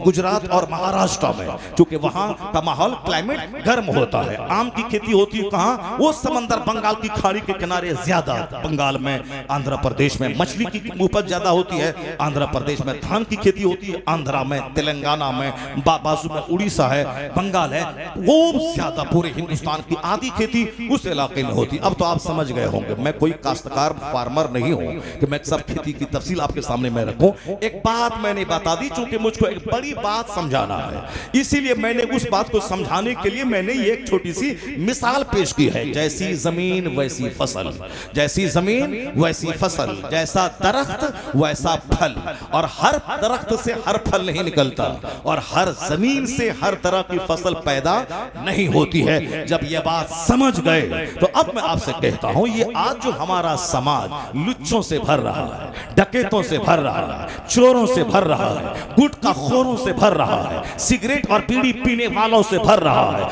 आलिमों और माँ बाप के एहतराम न करने वालों से भर रहा है, फिल्म सासों से भर रहा है, साथ इश्क बाजी करने वालों से भर रहा है, हराम खोरों से भर रहा है, डकैतों से भर रहा है। कभी गौर किया आपने कि आखिर ऐसा क्यों हो रहा है? अब बच्चा हो गया शरीर शराबी पापी, आए हजरत तावीज दीजिए। ऐसा होगा कि आम का पेड़ हो, तावीज लगाते हैं वहां से सेब निकल जाए? नहीं होगा। जैसी जमीन वैसी फसल, जैसा दरख्त वैसा फल। जब ये बात समझ गए तो माँ का पेट जमीन है, अब बाप उसमें बीज डालने वाला है। अगर बीज खराब हो तो फसल खराब होगी, अगर जमीन खराब है फसल खराब होगी। तो हर पेट से कुतुब पैदा नहीं होता, हर जमीन से धान पैदा नहीं होता, हर जमीन से सेब पैदा नहीं होता। तो कुतुब पैदा होने के लिए वही जमीन चाहिए, कुतुबियत वाली जमीन चाहिए। और चोर और लफंगा पैदा होने के लिए वैसी जमीन चाहिए। अब जमीन जब हो फातिमा ज़हरा जैसी और उस पर बीज डालने वाला हो मौला अली, जमीन हूं फातिमा और अब और बीज डालने वाला हूं अली, तब अल्लाह बेटा शहीदों का सरदार हसन और हुसैन अता करता है। नारे तकबीर, नारे रिसालत, नारे गौसियत, मसलके आला हजरत। नहीं सुना आपने सुना होगा, सुनते ही हमेशा गौर नहीं करते कि इस वाकया के पेट से नसीहत क्या मिलती है, यहाँ से नसीहत क्या मिलती है, नहीं गौर करते हैं। सिर्फ गौसे पाक का लंगर खाया, गौसे पाक का तोशा खाया, गौसे पाक की नियाज खाई, बस हो गए हम सुन्नी हैं और कादरी हैं। कैसा था वो मेरा गौस? आप सुने होंगे जिनका बाप रात भर नमाज पढ़ता था, जिनका बाप दिन में जिहाद करता था, जिनका बाप एक बार खिलाफे तकवा एक काम हो गया, नदी पे बहता हुआ फल खा लिया। दिमाग में आया अगर कयामत में सवाल हुआ मैं क्या जवाब दूंगा, चलो दुनिया में उससे माफी मांग ले। माफी मांगने गया, वो समझ गया कि जरूर इसकी पेशानी में नूरे विलायत चमक रहा है। कहा बेटा 10 साल नौकरी करनी पड़ेगी। नहीं बोला कि जुर्म छोटा सा था, अब वह शरीयत की रोशनी में जुर्म ही नहीं है, वो तो तसव्वुफ और सुलूक की रोशनी में वह एहतियात और तकवा के खिलाफ वो काम है। वरना नदी की सतह पे कोई फल गिर के आ रहा हो, हालत इस्तरार में हो, उसको खा ले तो कोई जुर्म नहीं है। लेकिन चूंकि तकवा और एहतियात और सुलूक और तसव्वुफ की निगाह में यह जुर्म है, उसका दाग धोने के लिए गए, पता लगाया, देखा बाग है, दरख्त है, टहनी झुकी है, उसी का फल गिर रहा है, सोचा इसी का फल होगा। मालिक के पास गया, मैं मुजरिम हूं। कहा क्या जुर्म? का फल खाया हो। कहा कि 10 साल नौकरी करनी पड़ेगी। अगर कोई रहता कहता छोटा सा जुर्म, 10 साल की लंबी नौकरी, रखो माफी अपने पास, मैं जा रहा हूं। लेकिन उसके दिमाग में एक बात हमेशा चलती थी कि दुनिया में जुर्म हुआ है, इस यही दुनिया ही में धुल जाए, दुनिया ही में यह दाग धुल जाए, ताकि अल्लाह के सामने में बेदाग होके जाऊं। वहां का हिसाब देना बड़ा मुश्किल है, यहाँ की मुसीबत आसान है सह लेना। कयामत के दिन 1 मिनट की तकलीफ ऐसी होगी कि दुनिया का 1000 साल में आदमी के बदन को कुल्हाड़ी से काट दिया जाए। इस शिद्दत जहन्नम की 1 मिनट की शिद्दत के सामने ये तकलीफ कोई माना नहीं रखती। असल तकलीफ वहां की, असल मुसीबत वहां की। जो अल्लाह वाले हैं उसके दिमाग में हमेशा जन्नत रहती है, उनके दिमाग में हमेशा जहन्नम रहता है, उनके दिमाग में दुनिया का मुकाबला नहीं रहता, उनके दिमाग में नेकी का मुकाबला है। वह तहज्जुद पढ़ा है तो मुझे चाश्त भी पढ़ना है, वह चाश्त पढ़ता है मुझे इशराक भी पढ़ना है, वह इशराक पढ़ता है मुझे अवाबीन भी पढ़नी है, वह अवाबीन पढ़ता है मुझे 100 रकात नमाज नफल अलग से पढ़ना है। ये मुकाबला है नेक लोगों का। वह नेक लोग थे, मुकाबला करके चले गए। अब हम लोगों को मुकाबला है, वह बुलेट लिया है तो हमें उससे महंगा बुलेट लेना है, वह 16 लाख की बाइक लिया है तो हमें 20 लाख की बाइक लेना है, वह ऐसा टाइल्स लगाया है हमें उससे अच्छा टाइल्स लगाना है, वह ऐसा मार्बल दिया है तो हमें उससे अच्छा ग्रेनाइट लगाना है। जाओ कंकड़ पत्थर ग्रेनाइट का मुकाबला करते रहो, उसी का मुकाबला करते करते मर जाओ। बड़े लोग पत्थर का मुकाबला नहीं करते, बड़े लोग अखलाक का मुकाबला करते हैं, वह कैरेक्टर और कंडक्ट का मुकाबला करते हैं, वह इल्म और तकवा का मुकाबला करते हैं। नौजवान का माफी करो का 10 साल का मंजूर है, 10 साल की नौकरी भी अब माफ करो का अब भी माफी ना होगी। एक शर्त और है, एक लूली लंगड़ी अपाकिज कौम की बेटी है, निकाह करना पड़ेगा। वो अगर वो हमारे जैसा होता तो कहता छोटा सा जुर्म है, 10 साल की नौकरी है, उसके बाद ये लूली लंगड़ी की शर्त आपने क्यों रख दी? मगर नहीं, अल्लाह से डरने वाला का ठीक है, जब यही शर्त ठहरी तो मुझे कबूल है। लूली लंगड़ी अपाकिज गूंगी से निकाह कबूल है, शादी कर ली। शबे उरूसी में देखा हुस्नो जमाल की मुजस्समा बेटी है, चौंक गए, घर से बाहर निकला, बोला था लूली लंगड़ी अपाकीज़ा हुस्न और जमाल की तस्वीर है। जब लड़की के वालिद ने देख के कहा बेटा मैं समझ गया तू क्यों वापस आया, वही है तेरी बीवी, वही है मेरी बेटी, उसी से हुआ है तेरा अक्द। मैंने जो बोला था लूली लंगड़ी अपाकीज़ गोंगी, इस माना कर कहा था कि मेरी बेटी कभी जबान से खिलाफ हक कोई बात नहीं बोली है, इसीलिए मैंने गोंगी कहा। हाथ से कोई गुनाह नहीं हुआ है, इसीलिए मैंने उसे लूली कहा। पांव गुनाह की तरफ नहीं चले हैं, इसीलिए मैंने प्यार से लंगड़ी कहा है। पेट में हराम गजा नहीं गई है, इसीलिए मैंने उसको कहा कि लूली लंगड़ी अपाकीज़ गोंगी है, भूखी प्यासी है, इसलिए मैंने तुझसे कहा मेरे लाल वो है मेरी बेटी। ये बताएं वो नौजवान जो उस मुसीबत समझ के अब्द किया था लूली लंगड़ी अपाकीज़ है, मैं इसको ढोलूंगा, मैं सह लूंगा, मगर अल्लाह ताला मुझको माफ कर दे, क़यामत के दिन मैं बेदाग होके जाऊं। ये गुनाह, ये मुसीबत है, ये मुसीबत है। लूली लंगड़ी अपाकीज़ को खिलाओ पिलाओ पेशाब पखाना करवाओ, ये मुसीबत है, मगर ये मुसीबत आखिरत की मुसीबत के सामने कुछ नहीं है। कबूल कर लिया। अल्लाह से जो सौदा करता है, अल्लाह से जो सौदा करता हुआ कभी खसारे में नहीं रहता है। ये सौदा अल्लाह से हुआ है, अल्लाह की मोहब्बत में लूली लंगड़ी से अक्द कर लिया।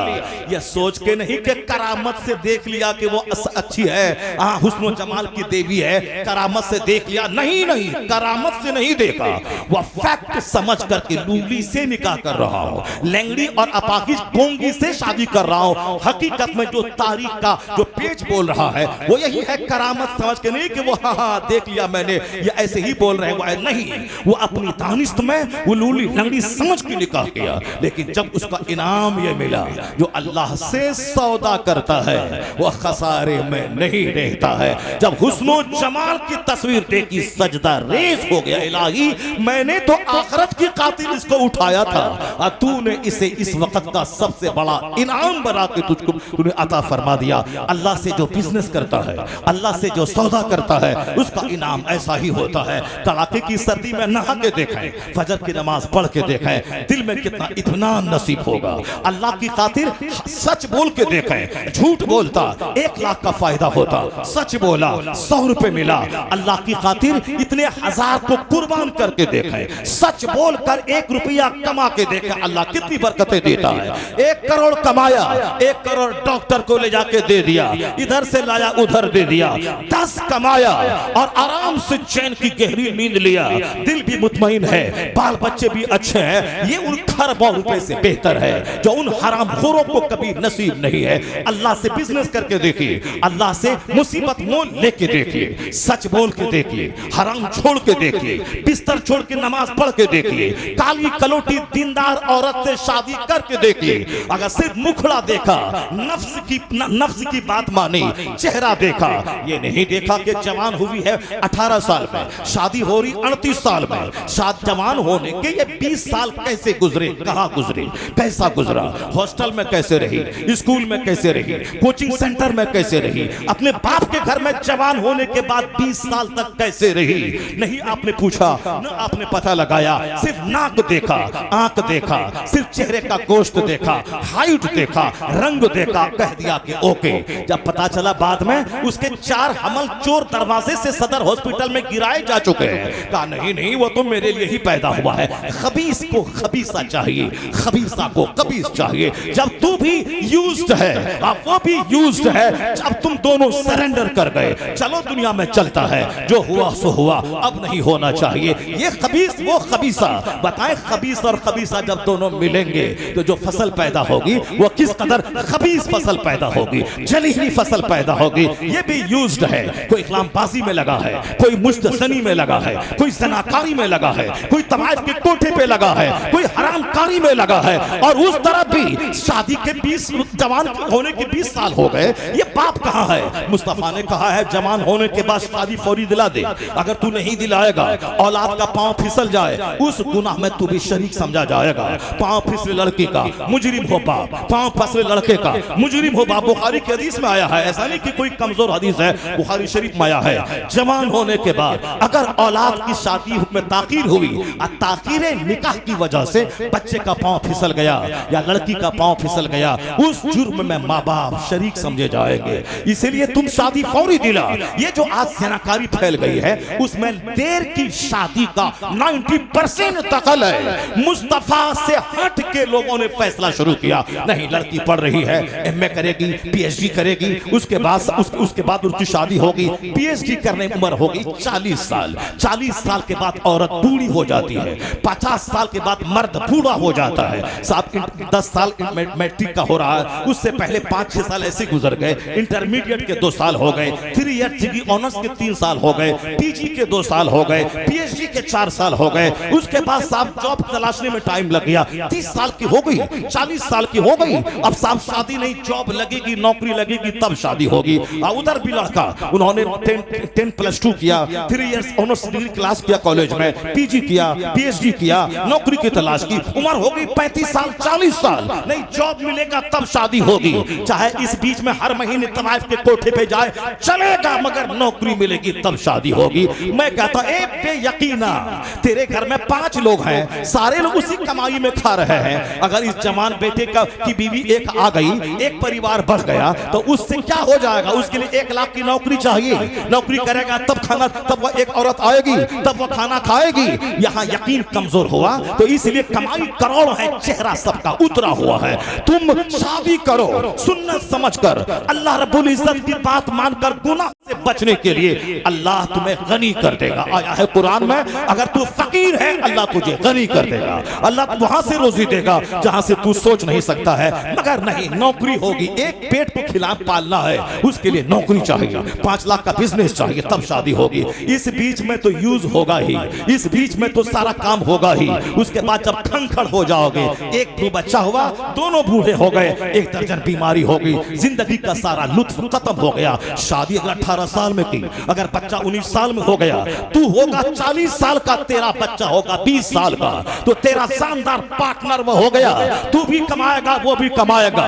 तू है 40 साल का, तेरी बेटी होगी 20 साल की, तू अपनी होशो हवास में जवानी में उनकी शादी करवा दे, वरना तू हो जाएगा 70 साल का, तेरी बेटी होगी 20 साल की। तो एक बोझ सीने पे लेके पैसा कहां से लाए, कहां भाग दौड़ करे, कहां से रिश्ता ढूंढे, या बोझ लेके मर जाएगा, तेरी बेटी कुंवारी रह जाएगी। मुस्तफा लाजवाब है, मुस्तफा का हर कानून लाजवाब है, उनका हर दस्तूर लाजवाब है, उनका हर उसूल लाजवाब है। मुस्तफा से हट के दुनिया में आग लग गई, दुनिया ज़िना से भर गई।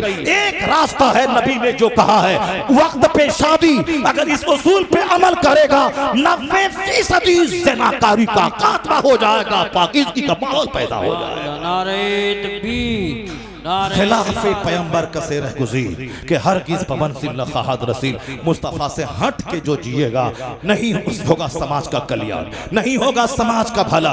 ये जो नाचता कूदता है, मुशरिकों की क्या बात करना है, यहूदियों की क्या बात करना है, नसरानियों की क्या बात करना है, जिसके पास न जीने का उसूल है, जिसके पास न मरने का उसूल है। वहां तो साहब एक भाई शादी करता है, अब 5 भाई मिलकर के उसी से फायदा उठाता है। इन खलीसों, इन खसीसों, इन रसीलों की कोई औकात है क्या?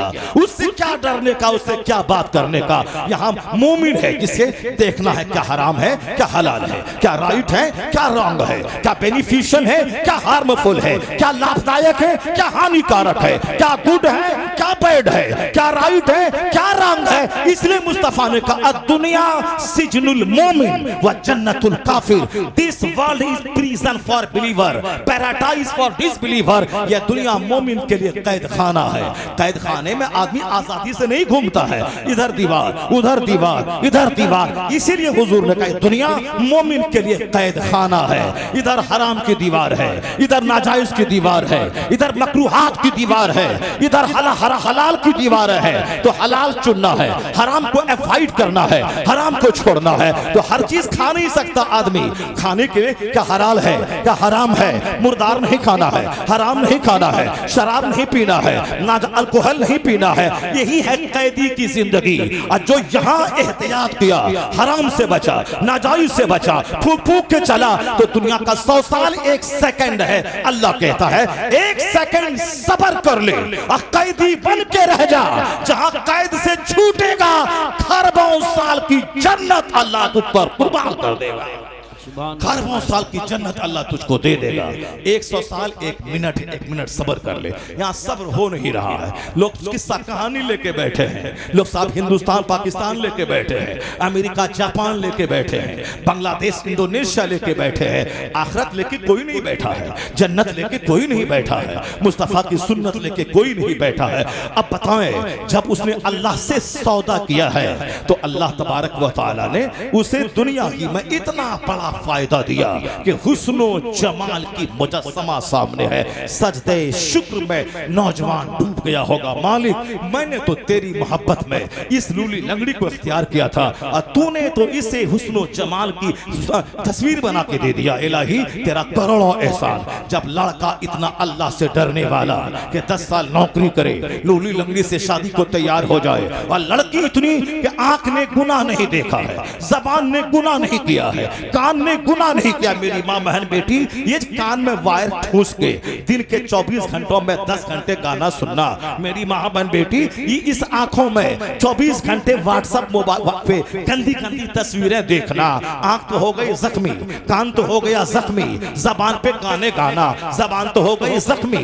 प्यार मोहब्बत के नाम पे तो 10 घंटे तक फोन पे चिपका रहना, जिससे शादी की बात चल रही है, जिससे मंगनी हो गई है, अभी भी वो तेरे लिए अजनबी है। शादी के बाद वो तेरा शौहर है, शादी के बाद वो तेरी बीवी है। शादी निकाह से पहले वो अजनबिया है। अजनबिया से बातें करना मजे ले लेकर ये जबान का गुनाह है। अगर बातें करना ये जबान का ज़िना है। वो खतरनाक बातें सुनना कान का ज़िना है। और होटल में बैठ के एक साथ खाना निकाह से पहले ये साफ आंखें देखना, हाथ देखना, अगर शैतान ने मुदाखलत की और पांव फिसल गया तो दोनों हो गए यूज, ये ज़िना है। और फिर बाद में निकाह भी कर ले, लेकिन निकाह करने के बाद तो तुम, चूंकि तू भी ज़ानी है वो भी ज़ानिया है, दोनों जख्मी है। अगरचे निकाह कर लिया, अब ज़िना नहीं होगा, अब प्योर काम है। लेकिन पहले जो ज़िना हो गया उसका खमियाजा कौन भुगतेगा?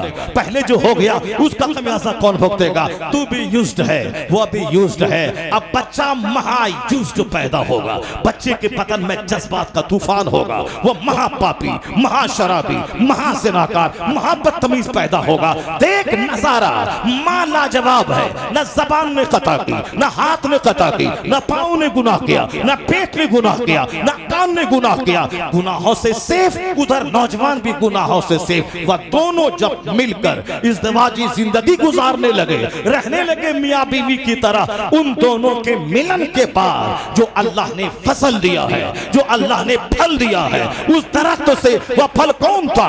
क़यामत तक के वलियों का सरदार अब्दुल कादिर जिलानी की शक्ल में वह फसल पैदा होती है, वह फल पैदा होता है। जिस तरह की जमीन होगी वैसी फसल पैदा होगी, जैसा दरख्त होगा वैसा फल पैदा होगा। यही कानून है। बाप सैयद गयासुद्दीन है, मुसीबत के मारे हैं, एक बाग है उससे खा पी रहे हैं, पर हराम को टच नहीं कर रहे हैं। अगर मैं सोने का घर भी संभल में बना लिया तो सोने का घर में हमेशा तो रहेंगे नहीं। उम्र 70 साल 80 साल 90 साल मरना तो है ही। ये बर्त साहब हैं, उम्र इनकी 100 के करीब हो रही है, रहे MP बनकर, लेकिन अब वो जाने के कगार पे हैं, चले जाएंगे। अल्लाह उसे ईमान की हालत में मौत दे। हिंदुस्तान का दबंग लीडर है, हक बोलने वाला, 95 साल की उम्र में भी 18 साल के जवान के लिए एक मॉडल है, हक बोलने वाला। तो हक बोलने वाला जो बोलता है ऐसा कदा नहीं मानेंगे, हम उस दिन हम नमाज पढ़ेंगे, हम तुम चाहे टंका बजाओ नाचो कूदो मगर हम नमाज पढ़ेंगे, हम नहीं मानेंगे इस फैसले को। अरे बोल तो दिया। हक बोलता वही जो बहादुर होता है। ये 90 साल का आदमी, ये तो बहादुर बोला। और वो जो लंबी टोपी लगा के लुचवा जो वहां चला गया था, वहां लुचवा सारे हिंदुस्तान वालों की निगाहों में जो गिर गया, वो लुचवा का क्या होगा, वो लफंगा का क्या होगा? और ये है हमारा शेर 90 साल की उम्र में बोला नहीं बोलेंगे, नमाज पढ़ेंगे, अल्लाह से दुआ करेंगे, मेरा अल्लाह दुआ कबूल करेगा। वो अल्लाह फकीर को भी बादशाह बना देता है, अब बादशाह को भी फकीर बना देता है। ये दुनिया क्या है? अल्लाह जब चाहेगा, जिस वक्त चाहेगा, सब कुछ हो जाएगा। फिर सजदा होगा, फिर अज़ान होगी, सब होगा।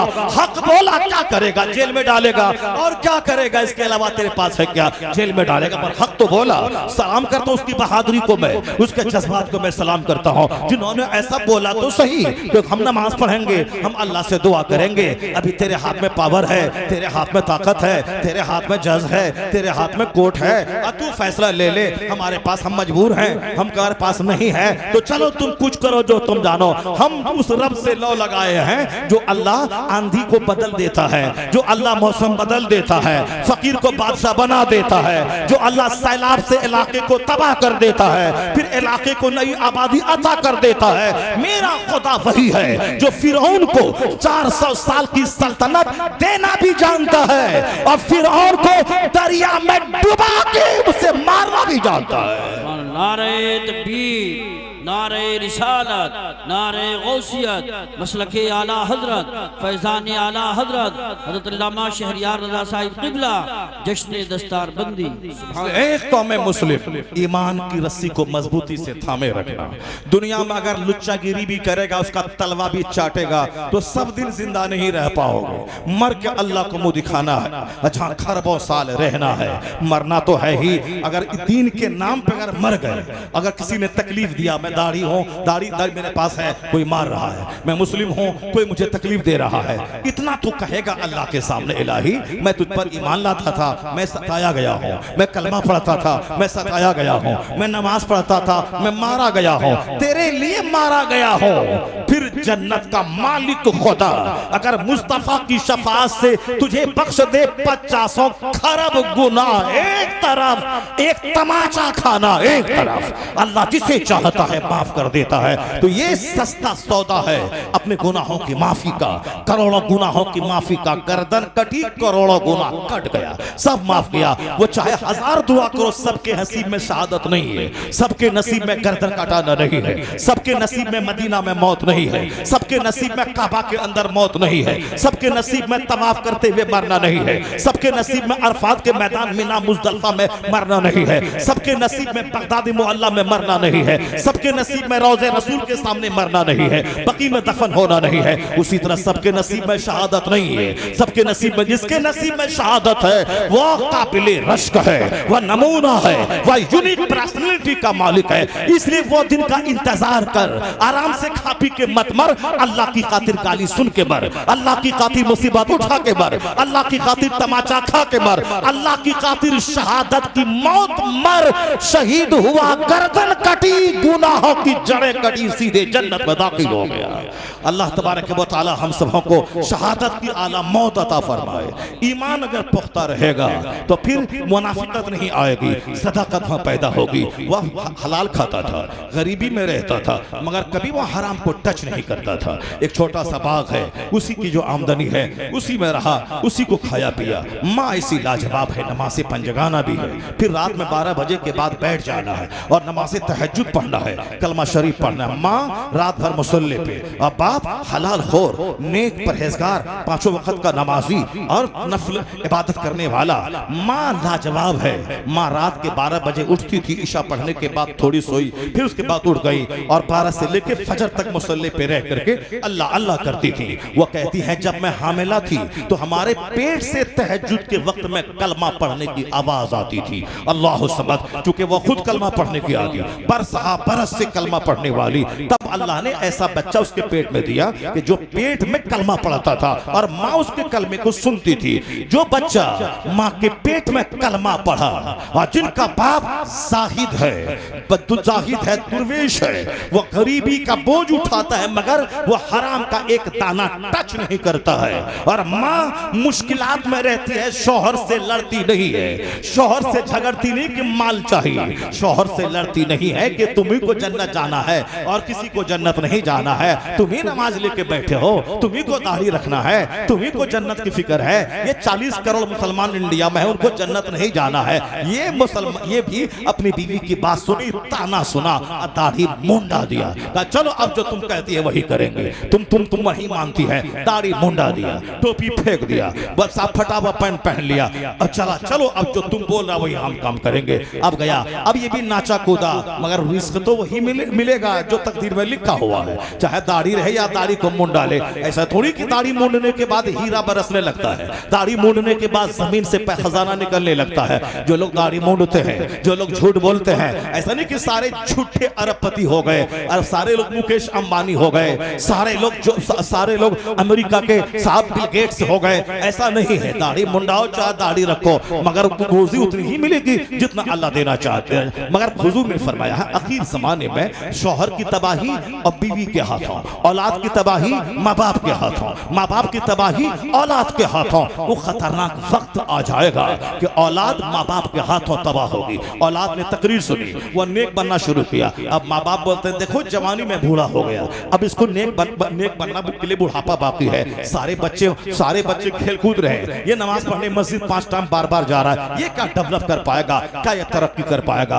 बेटा माँ बाप की बात सुना, दाढ़ी मूंड करके वो भी लुच्चा लफंगा हो गया। सच कहा मुस्तफा ने, आखिर जमाने में औलाद की तबाही माँ बाप के हाथों। अब माँ बाप नेक बने, औलाद बेचारी कह रही है कि इसी माँ बाप को जन्नत जाना है। वो फला बाप अपने बेटे के लिए मकान बना के गया, जमीन छोड़ के गया, कार छोड़ के गया, 10-20 करोड़ फिक्स डिपॉजिट रकम छोड़ के गया। ये मेरा बाप क्या छोड़ के जा रहा है? इसको जन्नत की फिक्र है, औलाद की फिक्र नहीं है। इनको हज की फिक्र है, हज करने में 5 लाख लगते हैं, ये 5 लाख बचेगा तो हम उससे लेके बाल बच्चों को पालेंगे।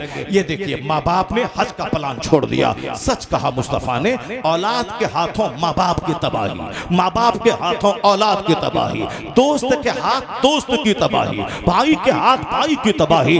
दोस्त है वो जो अपने दोस्त को जहन्नमी से बचा के जन्नती बना दे। माँ बाप है वो जो अपनी औलाद को घर मकान दे न दे, उसे जन्नत का रास्ता दिखला दे। औलाद है वो जो अपने माँ बाप की बख्शिश का जरिया बन जाए। भाई है वो जो अपने भाई को नमाजी बना दे। ये है जब माँ रात में उठकर तहज्जुद पढ़ के कलमा पढ़ रही है तो अब पेट से कलमा पढ़ने की आवाज आ रही है। वह वही बच्चा था माँ के पेट में, बाप गयासुद्दीन है और माँ माहे नूर है जो रात भर कलमा पढ़ती है, पेट से कलमा की आवाज आ रही है। माँ बाप इतने लाजवाब हुए तो वही पेट में कलमा पढ़ने वाला जब बच्चा पैदा हुआ, वह मोइनुद्दीन अजमेरी 90 लाख काफिरों को कलमा पढ़ाने वाला पैदा हो गया। जो खुद माँ के पेट में कलमा पढ़े, 90 लाख को कलमा पढ़ाने वाला मोइनुद्दीन अजमेरी पैदा होता है। अल किस्सा मुख्तसर, जब माँ हो 17 पारे कुरान की हाफिजा और बाप आबिद ज़ाहिद हो, तब बेटा उस 17 पारे कुरान का हाफिज कुतुबुद्दीन बख्तियार काकी पैदा होता है।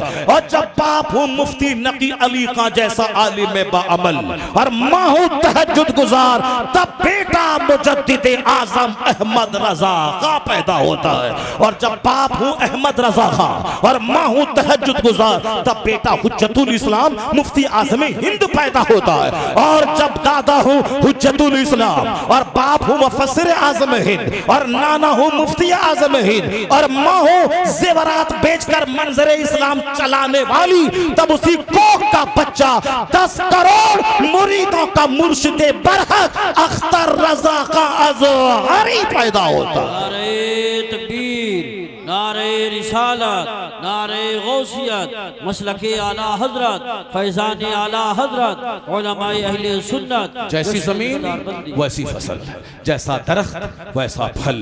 अब बस सिर्फ मजा लेने के लिए लड़की की नाक मत देखना, मजा लेने के लिए लड़की का चेहरे का गोश्त मत देखना।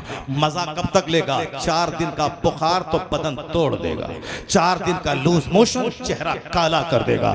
नहीं सुना तुमने मसनवी शरीफ में मिसाल देने के लिए अल्लामा रूम वलियों के सरदार ने क्या कहा था? अल्लामा रूम कहते हैं कि एक बादशाह का शहजादा एक गरीब रियाया की बेटी पे आशिक हो गया, उसी के लिए दिन भर सोचते रहना, पूरा बदन हाथ गल गया। बादशाह नेक था, उसने सोचा ये मेरा शहजादा उस गरीब रियाया की बेटी पे फरेफ्ता हो गया है, कैसे इसको रोका जाए? वजीर ने कहा कि बादशाह सलामत, आप मुतमईन रहें, मैं उसे रोक दूंगा। उनको आपको बेइज्जती का डर है कि मैं बादशाह हूं, हूँ वह नेक आदमी है। बेटा उसका किसी तरह से नजर पड़ गई, एक वजीर की बेटी, सिपाही की खूबसूरत बेटी पे नजर पड़ गई, उससे उन्होंने इश्क लड़ाना शुरू कर दिया। उसके एक तरफा इश्क हो गया, खूबसूरत थी, दिल ही में क्या वो उससे हम शादी करेंगे, मेरा बादशाह, मेरा दादा बादशाह, मेरा खानदान बादशाहत का एक मामूली आदमी की बेटी से कैसे शादी करें, दिमाग में ठान लिया। उसी फिक्र में खुलता चला गया। बादशाह भी बीमार रहने लगा, मैं बेटे को कैसे रोक लूं, कैसे समझाऊं। वजीर ने कहा कि आप मुतमईन रहें, मैं समझा दूंगा। मसनवी शरीफ हिदायत वाली किताब, जो पढ़ेगा अमल करेगा वली बन जाएगा। आज भी इतने 100 साल गुजर गए, अल्लामा रूम की किताब के 70 से नूर टपकता है। आदमी की जिंदगी में रोशनी से प्रेरणा मिलती है। कहते हैं कि बादशाह के वजीर ने कहा मैं ठीक कर दूंगा। तो बादशाह के वजीर ने उस गरीब आदमी जिसकी बेटी पे उसका शहजादा आशिक था, उसको खाने की दावत दी कि बादशाह के शाही महल में खाने की दावत है और खाते वक्त अपनी बेटी को भी ले आना, उसकी भी दावत है। चुनांचे उनको दावत दिया, वक्त पे उनको आना है, बाप को भी आना है, साथ में बेटी को भी आना है। और शाही महल में एक रूम उसको दे दिया गया, यही तुम अपनी बेटी के साथ यहीं पर दावत है, शाही दस्तरखान बिछेगा, वहां खाना खाना है। शहजादे को कान में कहा कि जिससे तू इश्क करता है उस माशूका को मैंने बुलाया है, उस माशूका को बुलाया है। बादशाह का लड़का उछल गया, कूद गया कि मेरी तमन्ना अब पूरी होने वाली है। कहा ठीक है, दस्तरखान पे आ जाना, मैंने तुझे तेरी माशूका को दावत दी है, उससे तुझको मिलवाना है। ये खुश हो गया, मस्त हो गया। उधर दावत दी, उधर बाप भी आया, उसकी बेटी भी आई। उसके खाने में इन्होंने जमाल गोटा कुछ जड़ी मिला दिया। खाना था उस लड़की का कि खाने के बाद लड़की का लूज मोशन शुरू हो गया। एक आदमी को लगा दिया था, एक खातून को, ये जितना भी लूज मोशन उस हालत हो कि लूज मोशन ऐसा हुआ कि वह सूख के कांटा बन गई, चेहरा पूरा काला हो गया। और फिर उनके तमाम उस लूज मोशन वाले पाखाने को एक जगह टोकरी में जमा करने के लिए एक खातून को, एक दाई को लगा दिया गया था। जब ये मरने के करीब पहुंच गई, अब साहब चेहरा काला हो गया, बिस्तरे मर्ग पे पड़ गई। तो बादशाह से कहा चलो तुम्हें तुम्हारी माशूका को दिखला दे। बादशाह के बेटे को बोला वजीर ने, चलो माशूका को देख लेना है। माशूका आई है, वो महल के फला कमरे में है। ये झूमता हुआ गया वजीर के साथ, ये मेरा हमदर्द है, ये मेरा खानका मेरा खैरखा है, मेरे बाप से कह करके, क्योंकि बाप इस वजीर को बहुत चाहता है, ये को बोलेगा तो शादी मेरी उससे मेरा बाप करा देगा। मस्त हो गया। जब वहां गया, कहा दाया से कि कपड़ा हटाओ, उनके चेहरे जब कपड़ा हटाया, कहा ये तेरी वही है माशूका जिस पर तू फिदा था। खबरदार कभी नहीं होगा, ये वो मेरी माशूका नहीं है, ये नहीं है, वो तो हुस्न जमाल की मुजस्समा है, चेहरे से साफ किरण फूटती है, वो साहब वो गोरे रंग की मलका थी। नहीं वही है, वही है, ये उनका बाप है, ये वही तुम्हारी माशूका है। का हुस्न कहाँ गया? दाया को इशारा दिया कि टोकरी उठा के लाओ, पाखाने की टोकरी। जब उसका कपड़ा हटाया, बदबू से इसकी नाक फटने लगे हो। कहा कि यही है उसका हुस्न, यही है उसका हुस्न, सारा हुस्न वहीं चला गया है, इसका रंग भी वहीं गया है, इसका गोश्त भी वहीं चला गया है, सारा हुस्न का बस एक सर्द आह खींच के रह गया। उसके बाद कान पकड़ा, सच्ची तौबा की, अभी मैं ऐसा काम नहीं करूंगा। बादशाह को इत्मीनान नसीब हो गया, उस खातून का इलाज करवाया गया, वो अपने हाल में जिंदा रही, अपने बाप के पास गई। शहजादा बुराई से तौबा करके नेक बन गया। मसनवी शरीफ में अल्लामा रूम कहते हैं ये एक जबरदस्त तदबीर के जरिए उनके इश्क का सारा खुमार वजीर ने उतार दिया। वह कहते हैं ये दुनिया यही है, यह रंगो रोगन वाली। आला हजरत ने क्या कहा? शहद दिखाए, जहर पिलाए, डाइन कातिल शोहर कुश, इस मुल्तार पे क्या ललचाना, दुनिया देखी वाली है। यह दुनिया भी डाइन है जो तुझे कत्ल कर देगी। दौलत चाहिए, मकान चाहिए, कार चाहिए, जमीन चाहिए, ये कभी तेरे पास है, कभी उसके पास है। जो तेरे घर मजदूरी कर रहा था, आज वह अरबपति हो गया, और जो अरबपति था वो सड़क छाप हो गया। उसका बेटा हल चला रहा है, वो मजदूर जाके रेडी रिक्शा चला रहा है। क्या इस मुर्दार दुनिया पे ललचाना? ये दुनिया देखी भाली है, किसी के पास दुनिया एक हालत पे नहीं रहती। कभी इनसे निकाह करती है दुनिया, कभी उससे निकाह करती है दुनिया। इनके 10-50 शौहर है। क्या तू चाहेगा कि जो औरत 50 शौहर के पास जाए उससे तू निकाह करे? कभी नहीं चाहेगा, घिन होगी। उसी दुनिया आज इसके पास, कल उसके पास, कल उसके पास, परसों उसके पास। सिर्फ चेहरा देखा, नहीं देखा कैरेक्टर क्या है, नहीं देखा इसकी माँ कैसी है, नहीं देखा इसका बाप कैसा है। मुंह देखा ओके है, मुंह देखा ओके है। मुस्तफा ने क्या कहा था? फरमाया था तुन कहल मरअतु ले अरबा ले मालिहा वले जमालिहा वले हसबिहा वले दीनहा फस्फर पे ज़ाती दीन। पूछो काजी साहब से, मौलाना साहब बताएंगे। बुखारी शरीफ की हदीस में आया है कि शादी में जनरली आमतौर पर 4 चीजें देखी जाती है, लड़की का हुस्न, लड़की का माल, लड़की की दौलत, लड़की का अखलाक। माल मत देखना, सिर्फ खानदान सिर्फ मत देखना, हुस्न मत देखना। हुजूर ने साफ कहा, मना किया। हमारे नौजवान सिर्फ हुस्न पे मरते हैं और सारी जिंदगी फिर मरते रहते हैं, उनकी चोट से, उनकी बेवफाई के डंडे से मरते रहते हैं। हुस्न को देखा, फिर 4 दिन के बाद तलाक क्यों दे दिया? हुस्न को देखा, 4 साल के बाद तलाक क्यों हो गई? एक मौलाना साहब लिखते हैं कि राजस्थान में मेरा एक दोस्त था, उन्होंने प्लान बनाया कि मैं एक बहुत बड़ी जमीन पे घर मकान बनाऊं। उन्होंने कई एकड़ जमीन खरीद के चारों तरफ बाउंड्री वाल करवाया, बीच में स्विमिंग पूल बनवाया और वहां हाथी, घोड़ा, बंदर, चुचंदर सब जमा किया। क्योंकि बड़े लोगों को शौक पैदा होता है जानवर के पालने का। मैं भी 2 साल पहले दुबई गया था तो किसी ने कहा ये जो जंगल नजर आ रहा है ये शाही महल इसके अंदर में है। भाई इतना बड़ा जंगल है, इसमें बंदर, हाथी, सांप, गाय, बैल, सारा जानवर मौजूद है। चूंकि बादशाह दुबई को जानवरों का बड़ा शौक है, जैसे क्रिश्चियनों कुत्ता पालने का शौक है, उसी तरह दुबई के इस शाह को जानवरों के पालने का शौक है। वो सबके पालने के नौकर गुलाम है और वो घूमता है कभी कभी। यही शौक उस राजस्थान के उस छोटे नवाब को भी था। उन्होंने बाउंड्री वाल करवाया, बीच में तालाब खुदवाया, उसमें स्विमिंग पूल बनाया, हाथी घोड़ा लाया, कार भी खरीदा। चूंकि इसी जमाने की बात है, कार भी है, हाथी घोड़े भी हैं और चारों तरफ कई एकड़ जमीन में बाउंड्री वाल है।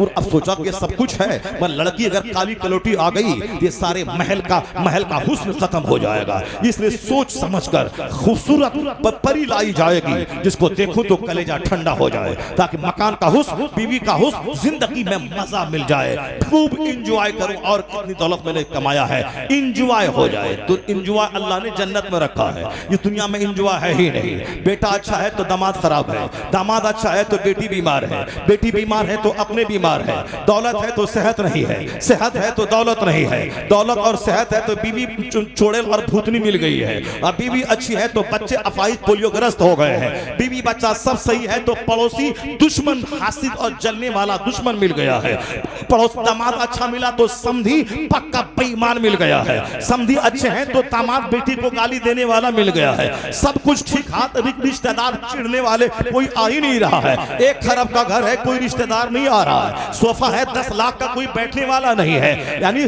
दुनिया में कहां है इंजॉय? इंजॉय तो वो है कि सेहत भी रहे, दौलत भी रहे, हुस्न भी रहे, इज्जत भी रहे, पड़ोसी भी अच्छे रहे, बीमारी भी ना हो, पाखना पेशाब भी ना हो, बदन में खुजली भी ना हो, आंख की बीनाई भी ना घटे, वहां नहीं इंजॉय है। ये क्या है कि दौलत है और पेट में रोटी पची नहीं रही है, अब ये सत्तू खा के जी रहा है, ये दौलत किस काम का? इसलिए दुनिया में अल्लाह ने सुख रखा ही नहीं है। वो तो जन्नत है जहां सोने चांदी की ईंटों से बना हुआ मकान है, जहां हीरे जवाहिरात की जमीन है, जहां मुश्क और कस्तूरी के गारे से ईंट को जोड़ा गया है। हद्दे निगाह तक जन्नती का अपना मकान है। जन्नती की उम्र 30 साल की होगी, उसमें कोई ना दाढ़ी का बाल है, ना वहां बदबू है, ना वहां पेशाब है, ना वहां पाखाना है, ना वहां कोई दुश्मन है, ना शोर हंगामे की आवाज है, ना कोई चिढ़ने वाला है, ना कोई जलने वाला है, ना नेमत के डूबने का अंदेशा है। दुनिया में तो आज नौकरी है, कल बर्खास्त हो जाएगा, आज मदरसे में है, कल ट्रस्टी निकाल देगा, आज मस्जिद में है, कल मुतवल्ली निकाल देगा, आज साहब नौकरी में है, गवर्नमेंट निकाल देगी, आज हम बादशाह हैं, कल फकीर बन जाएंगे, आज साहब मेरा अमीर है, कल बिजनेस नहीं चला गरीब बन जाएंगे। ये अंदेशा सबके दिमाग को झंझोड़ के रखता है, ये अंदेशा सबके दिमाग में है। अगर निकल गया तो क्या होगा, तो कारोबार नहीं चला तो क्या होगा, अगर जवान बेटा मर गया तो क्या होगा, अगर हमको फालिज मार गया तो क्या होगा, अगर हम पर दुश्मन ने हमला किया तो क्या होगा, अगर बेटा रास्ते एक्सीडेंट कर गया तो क्या होगा। एक अंदेशा है सबको, अमीर को भी, गरीब को भी, इमाम को भी, मौसिन को भी, मौलाना को भी, पीर फकीर को भी। इस दुनिया में सब अंदेशों में जी रहा है। जन्नत में कोई टेंशन नहीं है, वहां 30 साल की उम्र रहेगी, कोई बूढ़ा नहीं होगा, न बाल सफेद होगा, न कोई बीमारी आएगी, न पसीने की बदबू है, न पेशाब पाखने की तकलीफ है। 70 बीवियां हैं, 30 मर्दों के बराबर सोहबत की ताकत है। वहां शराब की नहर जारी है, लबनन खालिस की नहर जारी है, दूध की नहर, शराबन पाकीज़ा की नहर, असलम मुस्तफा की नहर। वहां कई 1000 नौकर गुलाम जो मोती की तरह चमकते हुए गिलमान होंगे। वहां की लज्जतें कभी कम नहीं होंगी। डेली बिरयानी खाए तो अच्छी नहीं लगती है। जन्नत में हर दिन मकान का हुस्न दोगुना होगा, खाने का हुस्न दोगुना होगा, वहां मजा किरकिरा ना होगा।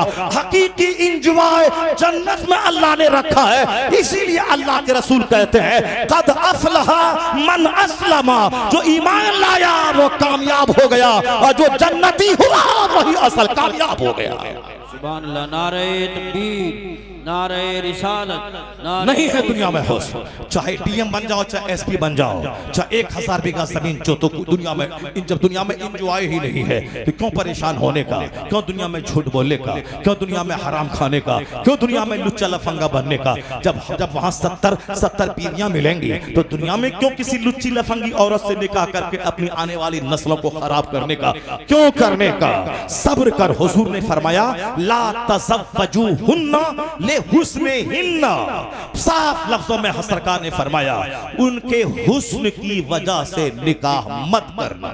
90% लोग मुस्तफा की इस हदीस को ताक पे रख दिया और नफ्स की बात मानकर सिर्फ हुस्न की बात, खूबसूरती की बात, यह है कलवा कलोटा। यह नहीं देखता कि मैं कलवा हूं, मगर मेरी बीवी चाहिए हुस्न जमाल की देवी करीना। हेमा मालिनी उनकी नौकरानी चाहिए, हेमा मालिनी की बहन चाहिए। ये कलवा है। अगर उसको तुझको हेमा मालिनी चाहिए तो हेमा मालिनी को भी तो धर्मेंद्र जैसा खूबसूरत आदमी चाहिए। मगर ये सोचता मैं जैसे कलवा रहूं, नाक मेरी टेढ़ी रहे, मेरा कद छोटा रहे, मेरी उंगली छोटी रहे, मैं टेढ़ा रहूं, मैं उचक के चलूं, सब चलेगा, मगर बीवी मेरी हो करीना, मेरी खूबसूरत हो। बताइए ये कलवे को भी ख्वाहिश पैदा हो गई है। साहब नौकर गुलाम को जिसकी नाक टेढ़ी है वो भी खूबसूरत नहीं, कुछ भी हो, कुछ न दे मगर खूबसूरत होना चाहिए। अरे देख मुस्तफा ने क्या कहा, वाला अमतुन सौदाओ ज़ातो दीनिन अफजल। मुस्तफा कहते हैं काली कलोटी दीनदार औरत तेरे हक में बेहतर है। काली कलोटी दीनदार औरत तेरे हक में बेहतर है। ये नौजवान बोला नहीं नहीं, हुजूर ने कह दिया ठीक है, सरकार की बात सच्ची है, मगर मुझको खूबसूरत चाहिए। ठीक है बेटा, खूबसूरत चाहिए, खूबसूरत करके लाया। 4 दिन उसकी बीवी रही। 2-4 महीने के बाद इनका छोटा भाई इससे ज्यादा खूबसूरत था। नाक लंबी थी, आंख बड़ी थी, एट्रैक्टिव पर्सनालिटी थी, हैंडसम था, स्मार्ट था। चूंकि वो भी हैंडसम है, स्मार्ट है, खूबसूरत है, उनका दिल उसके छोटे भाई पे चला गया। अब बोलती है तुम मेरा शौहर हो, दिल्ली जाओ, कमा के लाओ, कार चाहिए, मकान चाहिए। गया वहां कमाने के लिए, कहा कि अब मैं साल लग गया, अब मैं घर आ रहा हूं। कहा नहीं, यहाँ तेरा सारा काम चल रहा है, सब मजे में है, खेती बाड़ी हो रही है, दुकान चल रहा है, सब मजे में है, सारा काम चल रहा है, तुम वहीं रहो। 5 साल के बाद आना, एक शानदार सा घर बनाएंगे, शानदार सा बाग खरीदेंगे, शानदार सा महल बनाएंगे, शानदार सा स्विमिंग पूल बनाएंगे, उसमें हाथी घोड़ा होगा, खूब झूमेंगे, जिंदगी का एंजॉय करेंगे। अब ये वहां 4 साल कमा रहा है, फौजी फौज में है, यहाँ पड़ोसी मौज में है, सारा काम चल रहा है। अब जब वो कलवा वहां से आया है दिल्ली से, अब जब यहाँ देखा, अरे ये क्या हो गया, बीवी मेरी लूट गई, मेरा घर तबाह हो गया, मेरी बीवी लूट गई, ये क्या हो गया।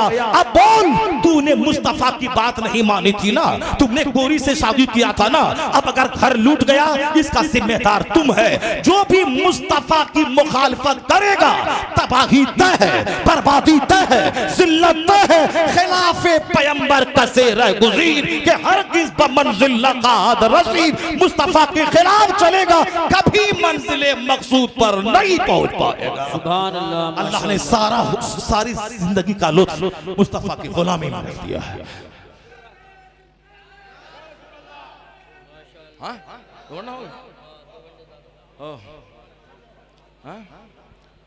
अल्लाह तबारक व तआला 2 घंटा करें, 2 घंटा हो गया, हमको तो लग रहा है कि 1 ही घंटा हुआ है। कैसे होगा ना। अल्लाह तबारक व तआला हमको आपको सबों को दीन सीखने और दीन सुनने और दीन पर अमल की तौफीक अता फरमाए। बातें बहुत सारी कंप्यूटर में हैं, लेकिन चूंकि मोहम्मद अली भाई को बात भी करनी है, इसलिए इस तरह की बेशुमार बातें हैं, मगर जो मैं कह चुका हूं बहुत नसीहत का एक मजमुआ पहुंच गया। सिर्फ अमल की ज़रूरत है, सिर्फ अमल की ज़रूरत है, सिर्फ अमल की ज़रूरत है। जो आयत में पढ़ना चाहता था, अगर मैं उस आयत को मैं अभी टच करूंगा तो उसमें कम से कम आधा घंटा लग जाएगा। और जो हदीस में पढ़ना चाहता था, जो हालांकि बहुत सारी हदीसें मैं पढ़ जाऊँ, लेकिन जो पढ़ना चाहता था उसमें आधा घंटा लगेगा।